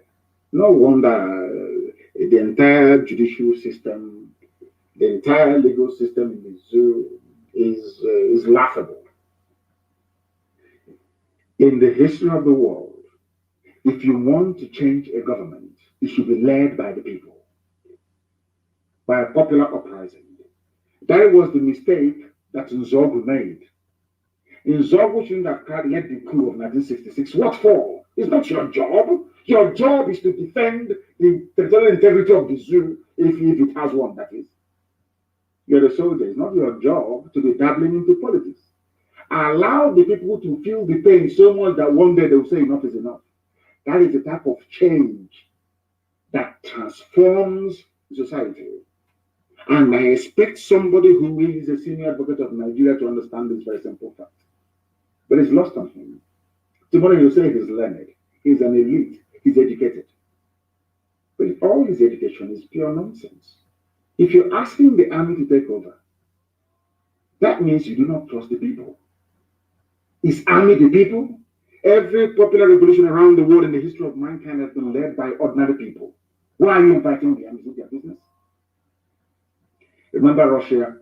There was a time that during the dying days of the Communist Party in Russia, they tried to send the troops to go and kill people. I remember very clearly, Boris Yeltsin mounted the tank, one of the tanks that the soldiers that came to Russian White House to bulldoze it was driving. He mounted it and spoke to his people. The army of Russia said, we are not going to fire on our people. In Nigeria, if the army can say tomorrow, we are not going to fire on the people, things will be different, it will change. But because, of course, we are from Africa, slightly primitive, African people, very primitive, very crude. If they promise you money and good life for your family, everybody else can go to hell.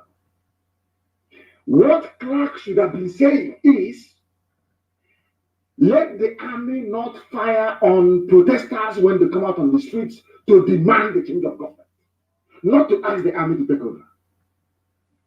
It is a free lesson that we're giving to them. There has to be uprising, simultaneous uprising everywhere. I have said to Nigerian youths time and time again, we outnumber them. The only reason why NSAS protest collapsed was because of the ethnic sentiment introduced by Yoruba journalists, courtesy of Tinubu. That was what killed it. What is they saying? Oh, that the Biafrans cannot come to Lagos to do this, to do that. That was when they killed it. NSAS should have solved all the problem of the zoo. If we rise above it, if we rise above tribal considerations, focus our mind to destroy these people that have come to destroy us, believe you me, we are going to succeed. We must rise up at the same time, the same minute, the same second. Our goals are very, very simple. Every instrument of state, every political party apparatus must go down. Once it goes down, the zoo has collapsed. Now, what they will do from Asorok is to say, let us bring the people to negotiate the constitution. That's how it is done everywhere. You must force Fulani to do something. They are not going to do anything on their own. Never, ever, ever. You must compel them. You must force them. How do you compel them? There has to be simultaneous uprising everywhere at the same time in Nigeria. For only 48 hours, believe you me, they will call for Southern National Conference. Because we outnumber the army. And I'm not sure that any stupid soldier is going to come down from Sambisa forest, having escaped death at the hands of Boko Haram, to come back to start shooting people in this village. Is not going to happen.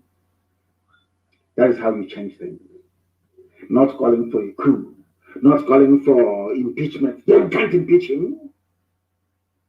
They will not do anything until you do something. That's how this life is. You see, when the revolution happened in England, it was led by Oliver Cromwell. The king of England was saying, oh, God appointed us. We have blue blood. Oliver Cromwell said, I will cut off your head to prove to you that your blood is also red. That was what Oliver Cromwell said to King Charles I. Go and check it.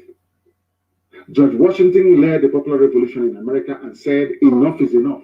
We want to build a country where all men are born equal. Not this is a viscount, this is a duke, this is an heir, or that rubbish, this is a lord. No, we are all equal. And they built it. Popular resistance, popular revolution. That is what is needed in the Zoological Republic of Nigeria. You must understand that very, very clearly. We must rise up now. We outnumber the police, we outnumber the army. You must understand precisely what I'm saying. We outnumber them. We are more than them. What they have, we have right now. They just can't come and stand. All of our people, those in Abuja and Lagos, oh, don't let him move on. Did you see that the soldiers were shooting in Olu today? And also, you know, are you aware of that? That who opposed Ademma, the Sadiq Fulani, is the one that brought the war to Imo State. We outnumber them. We must abandon our businesses for 1 or 2 days. We must deal with these people. Only then, I'm telling you the truth, will they call for the Sovereign National Conference to say, what do we do? Until you get to that point, you are merely wasting your time. Writing, protesting. I heard some mothers were protesting about their children that were kidnapped. They went to National Assembly. Even National Assembly cannot get the person in Asorok to speak. So what do you think they can do for you? Nothing. Absolutely nothing. And these are the things you must understand. I want everybody now asking for regime change in Nigeria to understand this. That's why I say that Nigerians are not smart, they're not intelligent, they're very foolish people. I say it all the time without apologies to anyone. Nigerians are naturally very, very foolish. They're very, very stupid. And I'll prove it to you tonight. Since there is doubt, let me put it that way, as to the identity of the man in Asorok, what I expected the likes of Clark to say, the senior advocate of the zoo, is very simple. If you want to change, if you want Fulani to go mad tomorrow, very simple. We do not believe that whoever you have in Asorok is Buhari, since he cannot address us. We need proof that he is Buhari. Believe you, Nigeria will change within 1 week. When we gave you the expo, when we gave Nigerians the expo to say, only question the identity of the man in Asorok, you have all the proof. You have a little boy today. Tomorrow is a 25-year-old. The next day he's a 40-year-old. Nobody knows his hands are so fresh. You know he's not Buhari. All of you know that. There is hole in his neck. Even to ask the question, why does he have a hole in his neck? And Fulani banditry will stop. Your land that they're seizing will stop. You will leave your IDP camps and you go back home. Only one thing you need to do. Don't ask for impeachment. Don't even do a revolution. Let's even put that to one side. Ask them to bring out that man in Asorok to address the nation, and you have your answers. I'm telling you the truth. You know, God is miraculous. He gave you ways to deal with the Fulani Janjaweed, but all of you messed it up. We told you. All that Clark needs to do is let there be a DNA test to prove that this man is the real Buhari that we know, the old man, the sickly dying old man that we know, that had a brain tumor. Show us his him, and the Fulani will change overnight. First of all, they'll bring their DSS to grab a few people, which is what they normally do. And the DSS, as you abducting people, the day we abduct you, I hope you will not so cry. Now we are going about abducting people. One day you'll be abducted as well. And when we do, I know that idiots will start acting from Lagos. Our security men, now that your security men are abducting people, you will not see it. But the day they themselves are abducted, you start complaining, you start crying, you start whining all over the place. Simply ask for Buhari to do a live press briefing or ask for the DNA of the idiot in Asorok, Muhammad, Yusuf Abaka Muhammad, and the zoo is gone. You get a regime change overnight. In fact, they'll tell you that he is going to London, he's sick. He's incapacitated now, Oshibanda, please take over. That's all. Any day, all of forget about everything. Question zero down on the identity of the man in Asorok, that his house is burning and he's not speaking. Is that the president? Where in the world will you have this level of insecurity bordering on a civil war and no comment from the person you claim is the commander-in-chief and the president, His Excellency, Mr. President, for that rubbish? Because he is not Buhari. Mr. Clark, rather than asking for a coup, rather than asking for impeachment, I have made it easy for you people, should I say easier for you people. Simply ask for the man in Asorok to come out and prove who he is. And it's over. Game, set, and match. As in chess, those of us that play chess, it's checkmate. It's finished. It's over. Bye-bye. Fulani Janjaweedism is gone. God gave you that window of opportunity. But Yoruba media, with their greed,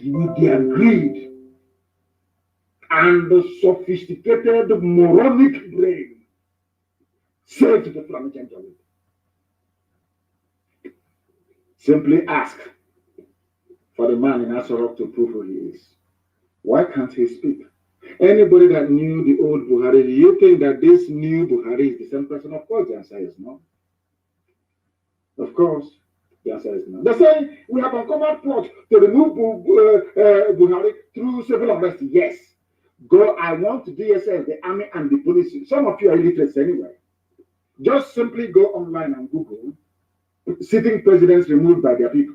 You will see it there. How was Hosni Mubarak removed from office in Egypt? Is it not by popular uprising? In Romania, popular uprising? Everywhere, popular uprising? Because we are the people. Power belongs to the people. If they do not like what you're doing, you go to hell. But in Africa, they will say, oh, because he's Fulani, he is our turn. If you know it is your turn, it is Fulani, that means we are not supposed to be together in the first place. That means we are different. If every little thing, as they did during the NSAS protest, if every little thing we invoke ethnicity and we invoke tribe, that means ab initio we should not be together. You cannot claim that everybody is a Nigerian. When it comes to solving a Nigerian problem, you now hide under your ethnic group, under your tribe, to seek refuge. You hide under your tribe to seek refuge. It's not going to happen in our time. Ask for the ID of the man in Abuja and the idiot is gone. We have done a lot. IPOB, I commend all of you, all you children of heaven, that the zoo is where it is today is down to the work you've been doing over the years. Sometimes I know we can be very harsh on ourselves, but we have done very well, mind you. We have done very well. Look at what ESN has done in a very short period of time. That even Dave Umahi came out to say that there is no more Mietiala in Ebonyi State. You did it. You made it possible. Tenacity, doggedness, and determination. And that's why we are where we are today. We have dissolved the zoo, more or less. And that is why some idiots that have been relegated to the background are doing everything to keep their name in the public domain, even at the risk of sounding like a mad dog. You know, The one animal was making a caricature of himself. Maybe the price of cement has gone up and is making him mad. He cannot finish his hostel. So he came out to talk rubbish to try to keep his name somehow in the public domain. They cannot match our pedigree, our influence, and our reach. They understand that IPOB is the engine driving this very movement towards its natural and inevitable sovereignty. We are the catalyst for every other person rising up to ask for freedom. I will do the work, brethren, acknowledge that before me. Because of you people, that's what we're doing. They're accepting me. Middle Belt the same. How many days did I ask Middle Belt to come up on the day?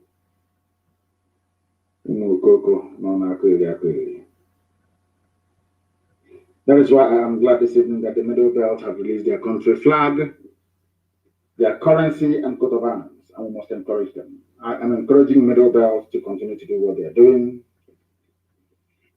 because that is the right way to go. Freedom for everybody. And you will get oil and gas from Biafra land for free. And for those of them saying, oh, we are from South, we are from Niger Delta and all that rubbish. Remember also we have the largest gas field in Ohaji. We have oil in Ebema, we have oil in Mbidi, we have oil in Awamama, we have oil in Aguleri, we have oil in Ukuta. Yeah, are you listening to me? Oil everywhere, in Abia is a so-called Abia State where I come from. There is oil. There's oil in Obaru. If you go to River Niger, you see oil coming out of the bed of River Niger. You will see it there with your naked eyes. Because of the Janjaweed in the north, I mean, they're talking rubbish. So even the oil we have in Igbo-speaking territory of Biafra alone, we can supply all of you free oil and gas in perpetuity. Middle Belt, you will stand on your own. We are going to dredge River Niger all the way to Lokoja. So you will have free, in fact, we will internationalize River Niger. So you will have free, toll-free shipping all the way to Lokoja, your river port. You have nothing to be afraid of. And everything I'm saying to you, we are going to put down in a treaty. Signed before Israel, USA, Canada, EU, China, and Japan. International treaty. So you will know that we have nothing to hide. We want everybody to be free. Our fight is not about oil and gas. I keep saying that to you all the time. We'll give you oil and gas for free. That the very treaty guaranteeing that will be overseen by the international community. So we cannot renege on it. I want you to understand that to this very day. That is why the death of the innocent must be avenged. I want to let the army and the police to understand this. If you go about killing innocent people, you're going to die as well. The time and place of your dying, people will choose for you. You will not know. You can be doing your gra the daytime in a way, look. Eventually you're going to die. I assure you of that. Watch and see. Hope Uzodema will not be there when you're dying. You saw that guy you're doing it over. Nah, he's shooting gun. They're jumping up and down. The day you will die, Hope Uzodema will not be there. And you would have wasted your life for nothing. And for those of them that want to be noticed, running around, that's the big thing. When they run out of cash, they want to attract attention from Abuja. They start singing. Hey, a non-government came to my house. If you see a non-government, will you stand? The stupidity. Sabo. Sabo. To not be well with them. In the Middle Belt, they're crying. The reason why they are crying in the Middle Belt is because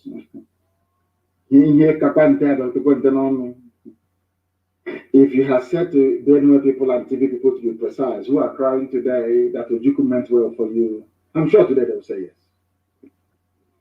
Ojukwu went to Abuja to negotiate restructuring. They rejected it. They lied. They used their media preponderance to propagate lies against the innocent man. They levied war against Biafra. The first shot of the war was fired at Gakem, or Gekem to be absolutely precise, and it was fired by the Nigerian army. Fulani have always wanted to conquer us. You know, Britain thought that the Fulanis were very mild, people, very stupid. They want to squander money. They want to own houses abroad and all the rest of it. They never knew that these are vicious, wild people. Now they have realized it. Britain is now saying, you can now say it, isn't it? Today, Benue, TV, those that they convince, Igbo man is your problem, Jaffa is your problem, they're the ones who are crying today. Even the first lady of Benue State is crying. Every day, killings in Benue, every blessed day, because they will take it from you. Unless you rise up now to do something. No fewer than 17 persons, including women and children, have been reportedly killed, slaughtered by headsmen in the home of the wife of the Benue State Governor, Mrs. Eunice Oppen. Very clear, isn't it? The same people that call you North, we are from the North, we North against the South. Now they're the ones who are slaughtering you. What does that tell you about these people and their mindset? What does that tell you about the way they think and the way they reason? What does that tell you about your new alliances? The alliances you should be forming is with the South. Benue, Middle Belt, you must know this. Your future lies in aligning yourself with Biafra and the Duduwa. Anything else is suicide. Because those people, they will take your land from you, they will kill you, they will impoverish you, they will rape your children, they will abduct you for ransom, and the police will not do anything because all these crimes I've just enumerated, they are all not federal offenses. And you don't have state police to arrest them. Do you see how clever the Fulani are? That is why we must rise up now to challenge them. That is why we must defeat them. All it takes is for all of us to rise up at the same time. If we decide tomorrow night that we're all going to come out on the streets tomorrow, across the Middle Belt and the South, this whole game is over. They will send, in fact, police will even come because we'll kill them. They can't even come. Are they mad? Even Guardian newspaper, the arch-conservative Guardian newspaper of Nigeria, these are the people for one Nigeria. They are the ones eating the money of the zoo from time. So they believe in one Nigeria. They are even asking, and can you believe people are begging their own president they came they voted for? There is no wisdom in silence. Please, speak up. We are begging you. A whole editorial of Guardian newspaper. The same day that senators are complaining, let him speak. He cannot speak because he is not Buhari. Guardian newspaper, you people should open your brain. I know that black people are naturally very stupid, but for once reason, he cannot speak. The old Buhari, you don't need to prompt him to speak. He loves talking. This one is Yusuf Abubakar Muhammad, because Jubril contracted corona and ran back to Sudan and is having fun now with all the money he made. Nearly $250 million he made, impersonating Buhari, wearing his mask. Everybody involved in the recruitment of Jubril has been assassinated, all killed. Remember the death of the Nigerian diplomat in Khartoum, in Sudan? There was the man that recruited Jubril al-Sudan. They killed him to kill every trace of discovery. There is no wisdom in silence. A whole Guardian newspaper editorial that tells you all you need to know. They are begging him to speak. Being the head of a representative democracy that requires regular engagement with the electorate, the leader is reasonably expected to talk to and talk with and generally keep in touch with the people through many channels available in this 21st century. In these times, Buhari's silence is no longer golden. He is silent because he's not Buhari.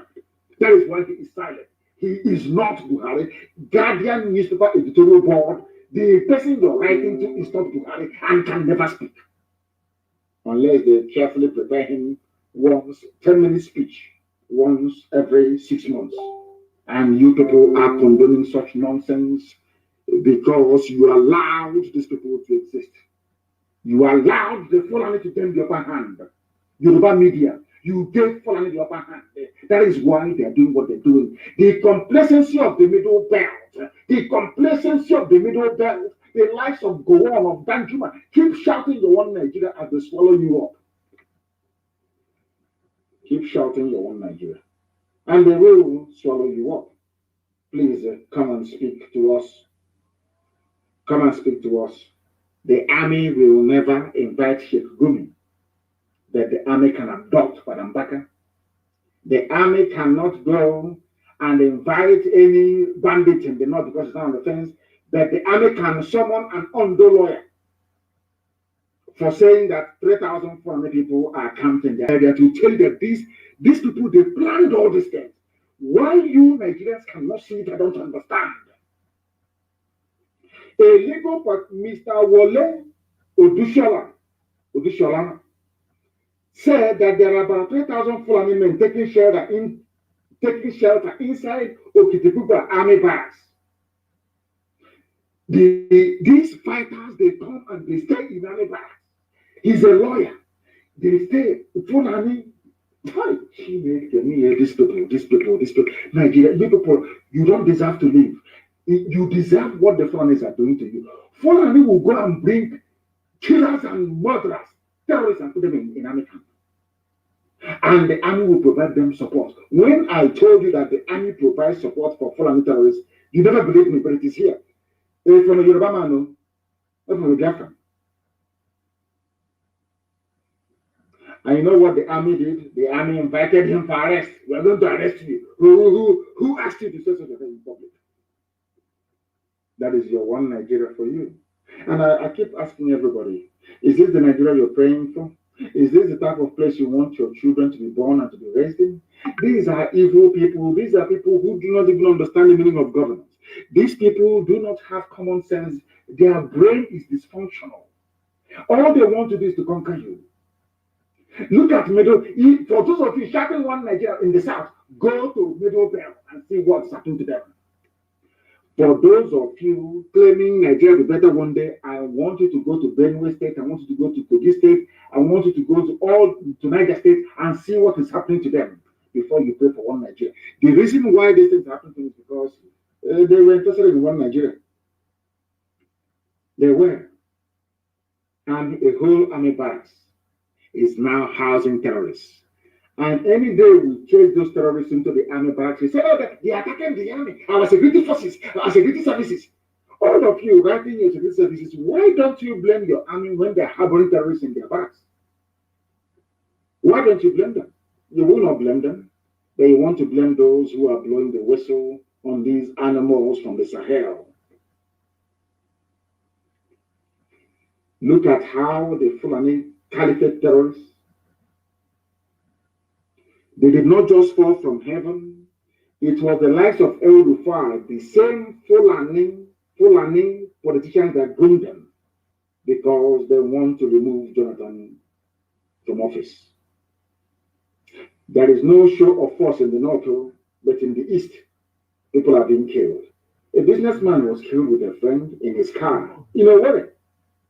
I have not heard anybody write any condemnation or condemnatory statement against the army in a way. No one. But any day there is revenge attack by non-gunmen on these people, you start writing the rubbish. Now that this man has been killed with his friend, for not being he's a businessman in his car, they shot him dead. Tomorrow now, when an army or police officer is shot dead, you start talking rubbish as usual, talking nonsense. But nobody is talking about this innocent man that has been killed. The zoo is the way it is today because of people from the south encouraging evil that the Fulani people have been doing. As if it won't stop there. Because now we have risen up to pick up arms. I'm saying it live so that the whole world can hear me. We have picked up arms to defend our land against Fulani terrorists. We are no longer going to turn the other cheek for you to slap us. No, no, no, no. Before you even finish, if you raise your hand to slap us, we'll slap you 2 times already. Now they want to control firearms coming to the country. And do you know who they appointed to control the firearms? Fulani man. So Fulani will simply take the firearms from you and give it to Mietiala if they continue killing you. They said that their president, Yusuf Abubakar Mohammed of aka Muhammad Buhari, has approved the establishment of the National Center for the Control of Small Arms and Light Weapons. And who is going to head it? Nigeria and federal character. Yes, I remember when they used to torment Jonathan on federal character. You implement federal character. You're no longer following federal character. The Yoruba media was busy pushing Jonathan. I don't know why the Yoruba media are afraid of Hausa. Sorry, I do apologize to Hausa. Afraid of Fulani people anyway. Yoruba editors, why are you afraid of Fulani? You coward, wretched Unilever cowards. Why are you afraid of Fulani? Under Jonathan, you are writing junk, all manner of rubbish. Yoruba pastors every day preaching against Jonathan, coming out and having rallies. All of a sudden, you can no longer have rallies under your fearful Fulani masters. You're cowering like a wretched coward that you are, all of them. Thank God for the young men and women of Oduduwa land. They have risen up. They're the ones that have respect for. And of course, fire the banjo. The rest have no respect for them. Look at Yoruba pastors, what they were doing. You build 10 billion people auditorium, collecting money to speak the truth to power. You cannot do it. You cannot do it. And you call yourselves men of God. You are not men of God. You are men of Lucifer. You are men of the devil. The Jesus Christ that you claim you emulate him. Being a Christian means being a follower of Christ. I'm speaking now to Yoruba mega pastors because they are thieves. They are criminals. I'm saying it live on air. You know me, I don't do a toss. I speak the truth. Always. Yoruba pastors and their media are evil. Yoruba pastors, I want to teach you the Bible because you don't know the Bible. I want you to refer back to your Bible. I don't have the exact verse, no, whatever, but I want you to go back to your Bible. Yoruba pastors, the mega pastors. Not the man on House on the Rock, oh. Not, is he Adefarati? Is he Adefarati? He's called Adefarashin. I don't know his name. I am exempting the pastor of the House on the Rock. He's a good man. And a man of God, I must say. So I must qualify what I'm saying. But you see the other ones with private jets and their white suits. Criminals, businessmen with the Bible. I don't want to curse them because there's no need. I don't want to curse them. You people attack Jonathan about federal character, that not enough Yoruba people are in the service of the government at ministerial level. Then you complained. You heard rallies. Today, there is death everywhere, every blessed day. You cannot rally anymore because you're cowards. You're not serving God. The Christ you claim you're following, this is for Yoruba mega pastors, with the exception of House on the Rock. The Christ you're following or you claim to be following, you don't even understand. Because if you people are genuine men of God, you will do what Christ did. Christ went into the temple in Jerusalem, I must say. The high priests, politicians who were changing money in the house of God. And he called them vampires, snakes. He flogged people who were changing money in the house of God and said, this is the house of my Father. You don't come here to trade and change money. But today, you people are so avaricious. All you care about is money, not even the word of God. Not the word of God. If you care about the word of God, you will speak the truth to this very useless, idiotic, Fulani-run caliphate government. But you are afraid because they have your secrets. You don't want them to release your secret to the public. Under Jonathan, who is a gentleman, you hounded him and you harried him every blessed day until he left office. You kept calling Christ and you kept calling God. The time has come for you now to come out and call Christ and call God, and you're all missing. I remind you once again of Archbishop Desmond Tutu. I remind you of the pastor, the minister for House on the Rocks, who is a Yoruba man, fearless. I remind you of, so of course, Ingila is also a very good man, fearless. Mount the pulpit and condemn evil, you cannot do it because you're all compromised, because you're all businessmen. I feel sorry for those of them that go to listen to you people. I feel sorry because those ones are going straight to hell. I feel sorry for them, honestly speaking. Ignorance upon ignorance. That is why, let me tell you the name of the person who is going to be the new coordinator of light arms. So you don't bring in arms into Nigeria. His name is retired Major General AMD. Fulani. Everything is Fulani. And you're all clapping. Yoruba media. Anytime I'm calling somebody and I'm pointing they're evil. Yoruba media. It won't be well with people. That people are dying today in Taraba, in Yobe, in Borno, in Sambisa, anywhere is because of Yoruba media. Yoruba media, they always side with the oppressor. Always siding with the oppressor. I don't know what is wrong with them. Is it that you people are born with this evil inside you, or once you study journalism, you become evil? What is wrong with Yoruba journalism? That you always siding the oppressor against the oppressed. You people are evil, along with your pastors. Very, very evil people.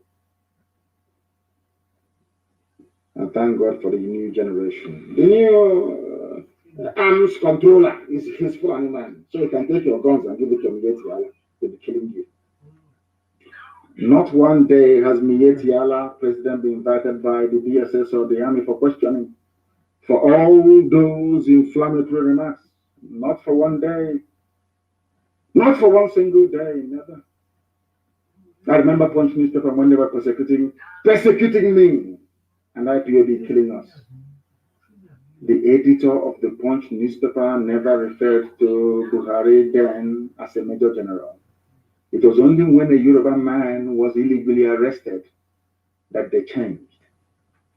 And the Punch newspaper editor wants me to think that we are all Nigerians, to work for one Nigeria. Such nauseating hypocrisy. Hypocrisy. That is why the zoo is the way it is. That is why you have no running water, you have no good roads, you have no light. Because it is the duty of the journalists to wake up the consciousness of the people, to teach the people what their rights should be. It is not happening. It is the duty of the men of God to rise up to speak truth to power. They do not do it, with the exception of a few people. That is why the zoo is in the mess that it is. Yoruba journalists are there, and only Lagos has a viable seaport, whereas the same Atlantic Ocean flows through Warri, flows through Iguacha, goes through Calabar. It never touched Yoruba media one day to say, this is not good.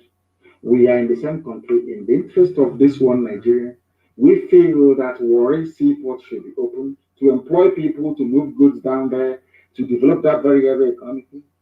Calabar seaport should be opened. Iguacha seaport should be opened. No.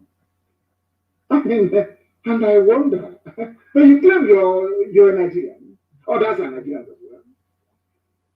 But it never occurred to any of them to say, let us use this power and influence we have to change this obnoxious policy. And who destroyed the economy of the South? It's Obasanjo who did it. Let me leave it there for now. I will do a very special program one day. Bandits threatened to kill students abducted at a Kaduna private university. Who are the bandits? They are Fulani people. They kidnapped Christians mostly and are slaughtering them as we speak. And you wake up tomorrow morning and you say you're a Nigerian. And you have pastors who are more concerned about tithes and offering than praying for these very hapless victims of one Nigeria. I don't call it, they're not victims of banditry, they are victims of one Nigeria. And all of you who over the years have been promoting one Nigeria, I blame all of you. You are responsible for this. Because had you people held the forum to account by insisting on devolution of power, no matter what, you said to hell devolution of power, this nonsense won't be happening. But you are black people, I don't blame you. You have no soul and you have no conscience. You have no empathy. What concerns other people is of little or no consequence to you. And that is why black people are poor. Our wickedness and evil is second to none. Second to none. Everybody in Nigeria understands that there is only one simple solution to the problem of Nigeria. It is dissolution. They know it very well. But because they think that Nnamdi Kanu will not honor his words, he will not give us oil and gas for free. Please let us continue this one Nigeria. And I have said it many times. All the minorities in the north will be taken care of. Once Biafra becomes free, it gives us the impetus and the platform from which we can save you from Fulani emasculation and destruction. If Nigeria continues the way it is right now, Fulani will overrun the whole of the Middle Belt. I'm telling you, TV Nation will come under attack. Bachama is gone, Birom is gone, all these people are gone. Only TV is standing strong right now as we speak. And to an extent, Jupin. If we allow Nigeria to continue, because the number of Fulani influx, these terrorists is limitless. They have a huge number of people to come in, and the attraction is oil and gas. They have seen how wretched, poorly educated Fulani people are living large on the proceeds of oil and gas. That's something I need to remind Wike, of course, and all those who stupidly call themselves Niger Delta. The Fulanis come in, they kidnap, they make more money than state government does in the south, and they return to wherever they came from. These are the things that must guide your thinking, and that is why Nigeria must end. As I said a few days ago, Nigeria must be dissolved. Let everybody go back to where they come from. If they now wish to come back together to form a country or whatever, that's entirely their business. Let the people decide. That's all we are saying. Let the people decide. There is no need calling for a coup for somebody to take over a government. No, not at all. Call for popular uprising and ask the army not to open fire. That's all. Even the army understands if they open fire, they are dead. University students being abducted every blessed day. And all a pastor is interested in his tithes and offerings. Very, very sad indeed. I don't blame these kids who have been kidnapped. I blame those that wish to sustain one Nigeria. And as they are kidnapping people, I don't even want to be talking about the spread of insecurity that we have across the zoo. 13 more people are killed as armed headers. No longer armed Fulani terrorists, but armed headers attack Benue community. Benue is under attack and under siege. The sooner they reach an agreement with us, the better for them. So we can move ESN there to checkmate them. We know how to fight them. In neighboring states, we did it very well, which is just neighboring Benue state. They should come out openly to ask for the help of ESN, and we'll go there and make sure we drive away these vagabonds. That's what we need to do. People are dying every blessed day. Every blessed day right across the zoo, and you know the solution. The solution is dissolution. The solution to Nigeria is dissolution. Once you do that, everybody will be free. There's no need ranting and writing rubbish every blessed day. It doesn't solve anything. Fulani wouldn't understand that. The killings can happen in Benue, not in our land. You come to our land, you kill us, we kill you back. It's as simple as that. If you're police or your army or anybody you kill, just one day. We may allow you 1 or 2 weeks to breathe. After that, you'll be dead. If you kill us, we're going to kill you. So under this climate that you have people saying, South will not be our next. I don't talk about this great harlot. South will not be our next. Buhari's aid, backs weekend. Just imagine. The same thing that they did from the Middle Belt. The same thing that some fools did from Yoruba land. The same thing that some Ifulefus did in our land. Look at it now that is Fulani at your doorstep and you're crying and you're lamenting. South South will not be next. And you went to school. And I tweeted actually. I said, I made a tweet which was very popular today, I must say. I asked this great harlot. I shouldn't have responded to her, but I had to because to put the record straight. I said to her, if you say that South South will not be annexed by Biafra, then tell your Fulani Janjaweed masters to refer to the 1966 coup by Nzogo as a South South coup, not an Igbo coup. That's number. I'm sure that will shut her up. And the other lapdog, the other Fulani, Wike is the wife, the husband is Tambua. Dina loyal Tambua. You know, once Amani had up in I don't want to be, this is a family radio, I don't want to go too far. I don't know what they put in his mouth. I don't know what Tambua put in his mouth. Maybe it's lollipop, I have no idea. That is why he's talking rubbish. Talking rubbish. And they talk about South South and the Niger Delta, all this rubbish. First of all, Imo State is in Niger Delta, for your information. Abia State is part of Niger Delta. For those of you idiots hiding under Niger Delta to be talking rubbish. That's number one correction. And number two, let us not label ourselves with this whole South-South, nomenclature, all this rubbish. Where is, who was the, maybe they won't know because they didn't go to school anyway. Weekend. After snorting cocaine, you'll be talking rubbish. We can also ask you a question. Where is General Philip Effiong from? And by the way, did you know that General Philip Effiong was the last head of state of Biafra? Head of state, general, head of state. Are you aware of that? Where is he from? He's from South-South, you know. Okay, so you want people to have regard for you more than the head of state of Biafra land? I'm asking you a simple question. You claim you're from the South. Very soon you'll be very close to Argentina in your Southness. I want to ask you a simple question. Are you telling me that people will have more regard for you than a general, a Biafran general and head of state, Philip Effiong, from your so-called South? I'm asking you. That thing your husband gave to you, weekend, because I know you're not a man. I don't want to go in. I don't want people to accuse me of homophobia because I'm not. Anybody can do whatever they like. That's their business. That's your boy, that your husband, the Tambua. Medina, you go to Sokoto, they pull down your trousers and your boxers. And that's why you come back to Rivers, to place you call Rivers, to talking rubbish. After stopping cocaine. If you know you cannot handle Tambua, why are you taking cocaine? Nike, why are you snorting? Why do you take cocaine? You don't want to feel pain. That's why you take cocaine. Before you go to bedroom with your husband. Not ashamed of yourself, idiot. You're talking rubbish. Philip Effiong from South, so to speak. The last head of state of Biafra. And that is why Akwa Ibom is doing us proud. The wretched slave. Look at Ken Sero-Wiwa. Are you more than Ken Sero-Wiwa? Look at Mbaka. Mbaka used to be with them before.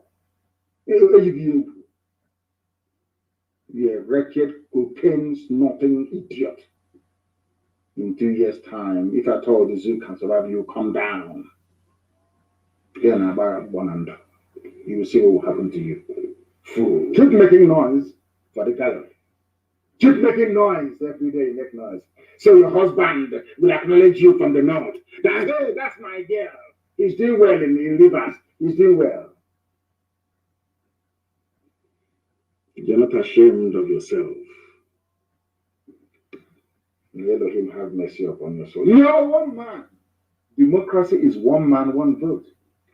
You claim you're a Democrat, you behave as if you're a fool, a tin-pot dictator. Every component, ethnic nationality in Biafra land will have the choice to choose via a referendum if they're to become a part of Biafra or not. That day, should you wish or choose to do so, you will have one vote. And I'm even sure that your wife will vote for Biafra. because cocaine has eaten your brain. The day they will take you, the day Fulani will deal with you, I can forgive anybody in life, I can never forgive you. The day Fulani will take you. Mark today's date, 5th of May 2021. Everything I say comes to pass, I'm sure you know that. The day they will deal with you, I get you on Allah. If after what Mbaka did for them, they are behaving this way, imagine what they will do to you. You're a very foolish man. A man whose local government starts with an Igbo name says he is not Igbo. The stupidity of these people is astonishing. If you're not Igbo, do you think, what do you think the German will see you as? So if you kill your fellow Igbo people, Fulani will promote you. Typical Sabo and a waste of space. Yet it was the same Igbo people that voted for Jonathan from your so-called South. The whole of South, how many votes did you give to Jonathan? Jonathan had the highest number of votes from the Southeast. True or false? We can. All these South garbage idiots and Niger Delta morons. Southeast gave Jonathan more votes than all of you put together. Twice. Because as one man said to me, where I asked him, why are you voting for Jonathan? He said, Jonathan is my brother. It's an inferiority complex. And the crimes you people committed, that's what is chasing you. You are afraid of abandoned property in Iguacha. You took the properties belonging to your own flesh and blood. And you know that in our culture, the land will strike you dead if you take your brother's property. It's in the Bible, it's in the Torah. Thou shalt not covet the property of your brother. It is in the Bible, Exodus chapter 20, verse 17. And we are the people of the old, people of the book. You understand this very well. That is why some of you in the foreign land, because you stole properties that doesn't belong to you. You think that if you are told that this, these are my brothers, so the land will kill you. Some of you grew up and went to school on stolen properties. Thieves, rogues, and Yoshi. That is why you say, I'm not evil. Because you were trained with money stolen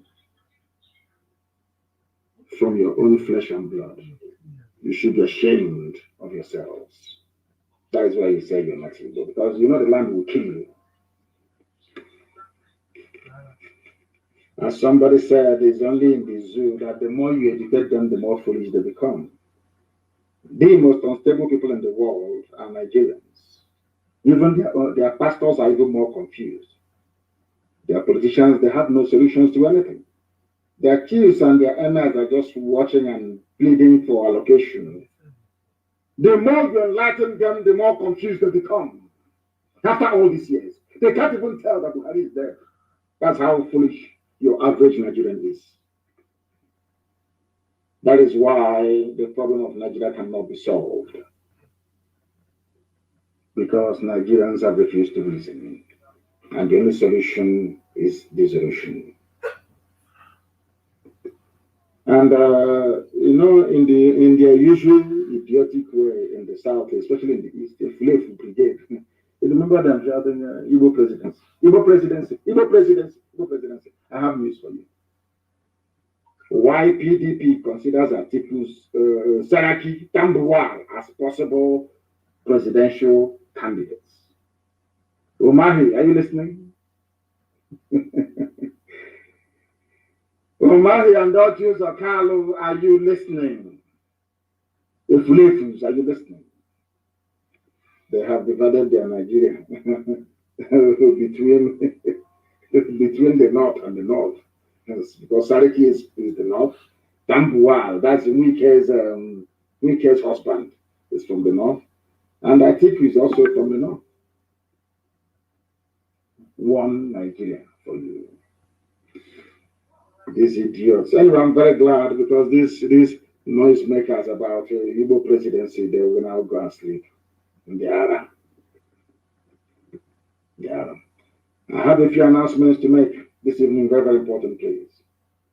There are people who are visiting people's homes pretending that they are from PHCN to change your light bulbs for free. These are hardened Fulani terrorists. They will come into your homes and they will plant a bomb and they will go off. Don't allow them to come in.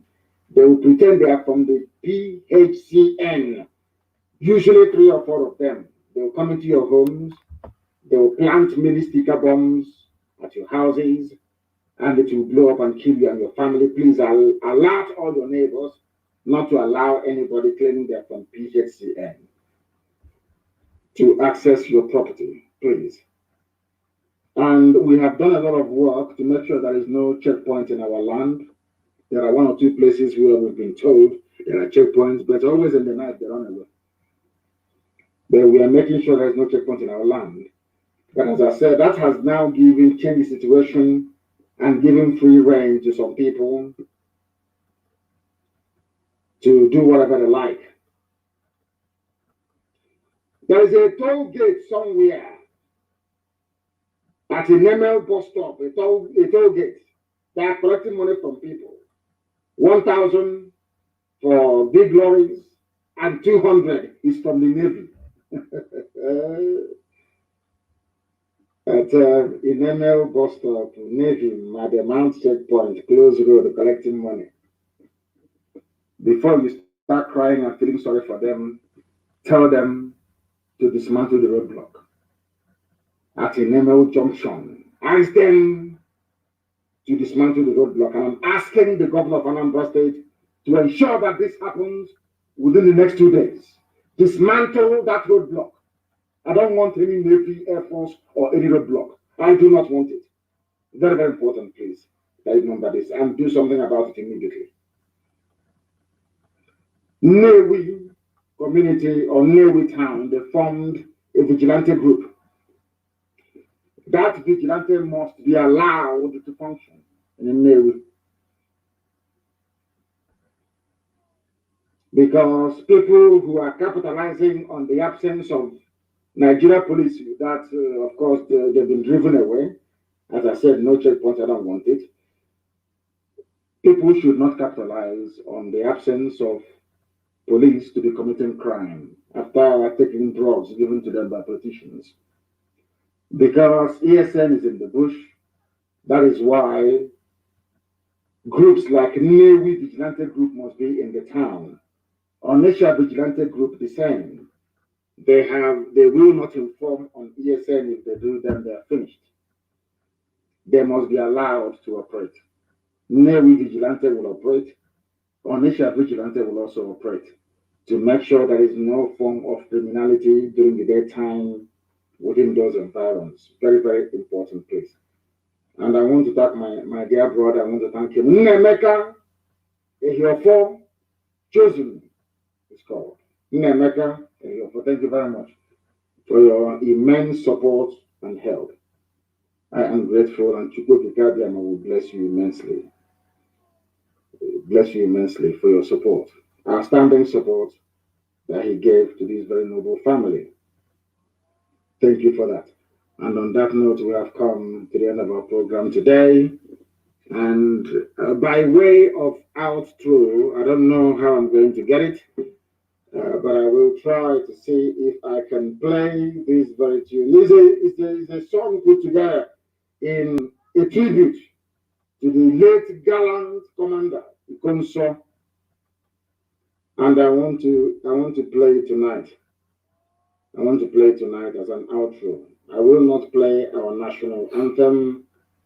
I want to play it tonight. I want to play tonight that very song itself. Please, wherever you are, you must be very, very vigilant.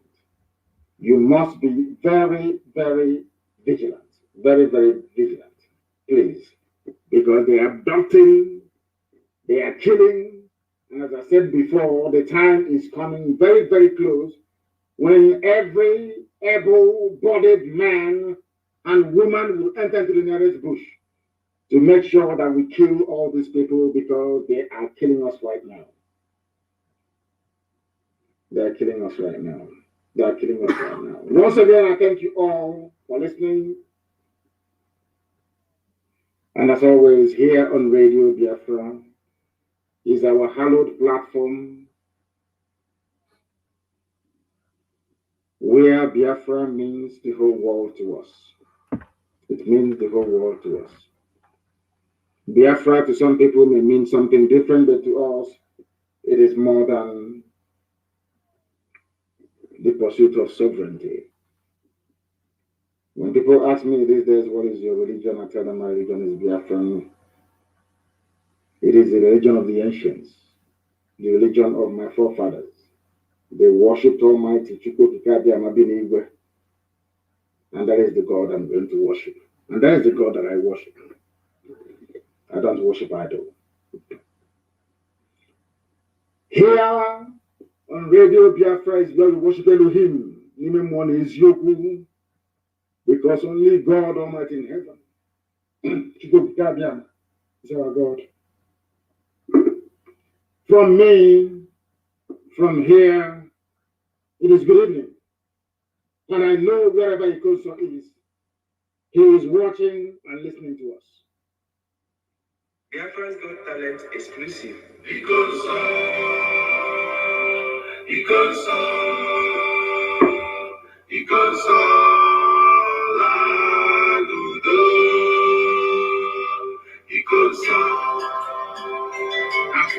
The very virgin fountain. Ikonso, the chalice of God. The Holy Spirit himself.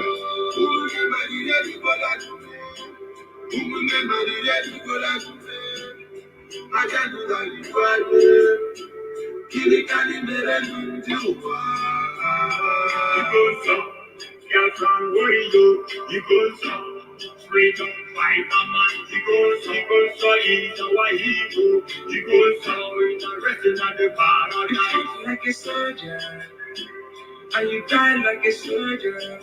You never betrayed our fatherland. Your legacy lives on. You are a gallant soldier, a fervent soldier, man of a soldier. My brother, you will live on. Because you will live on. Because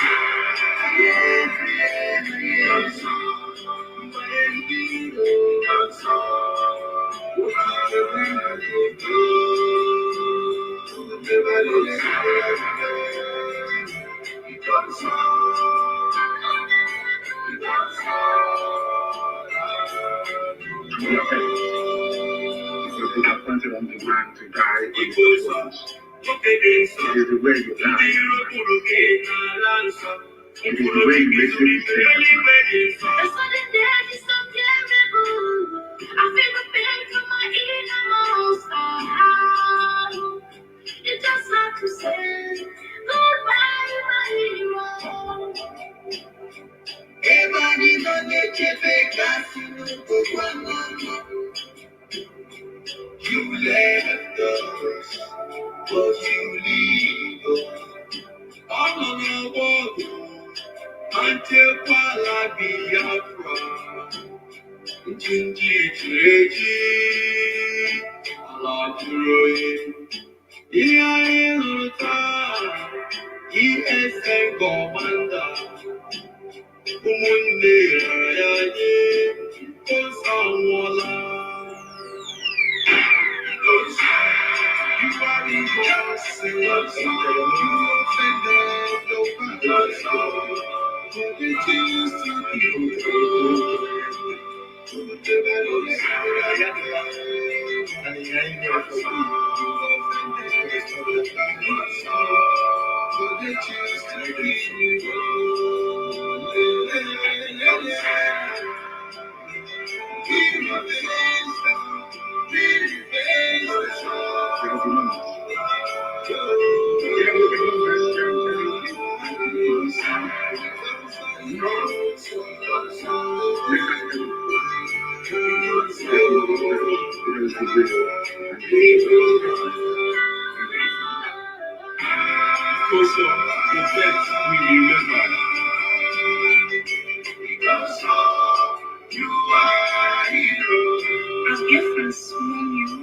the whole world has to see. It pays my heart. You are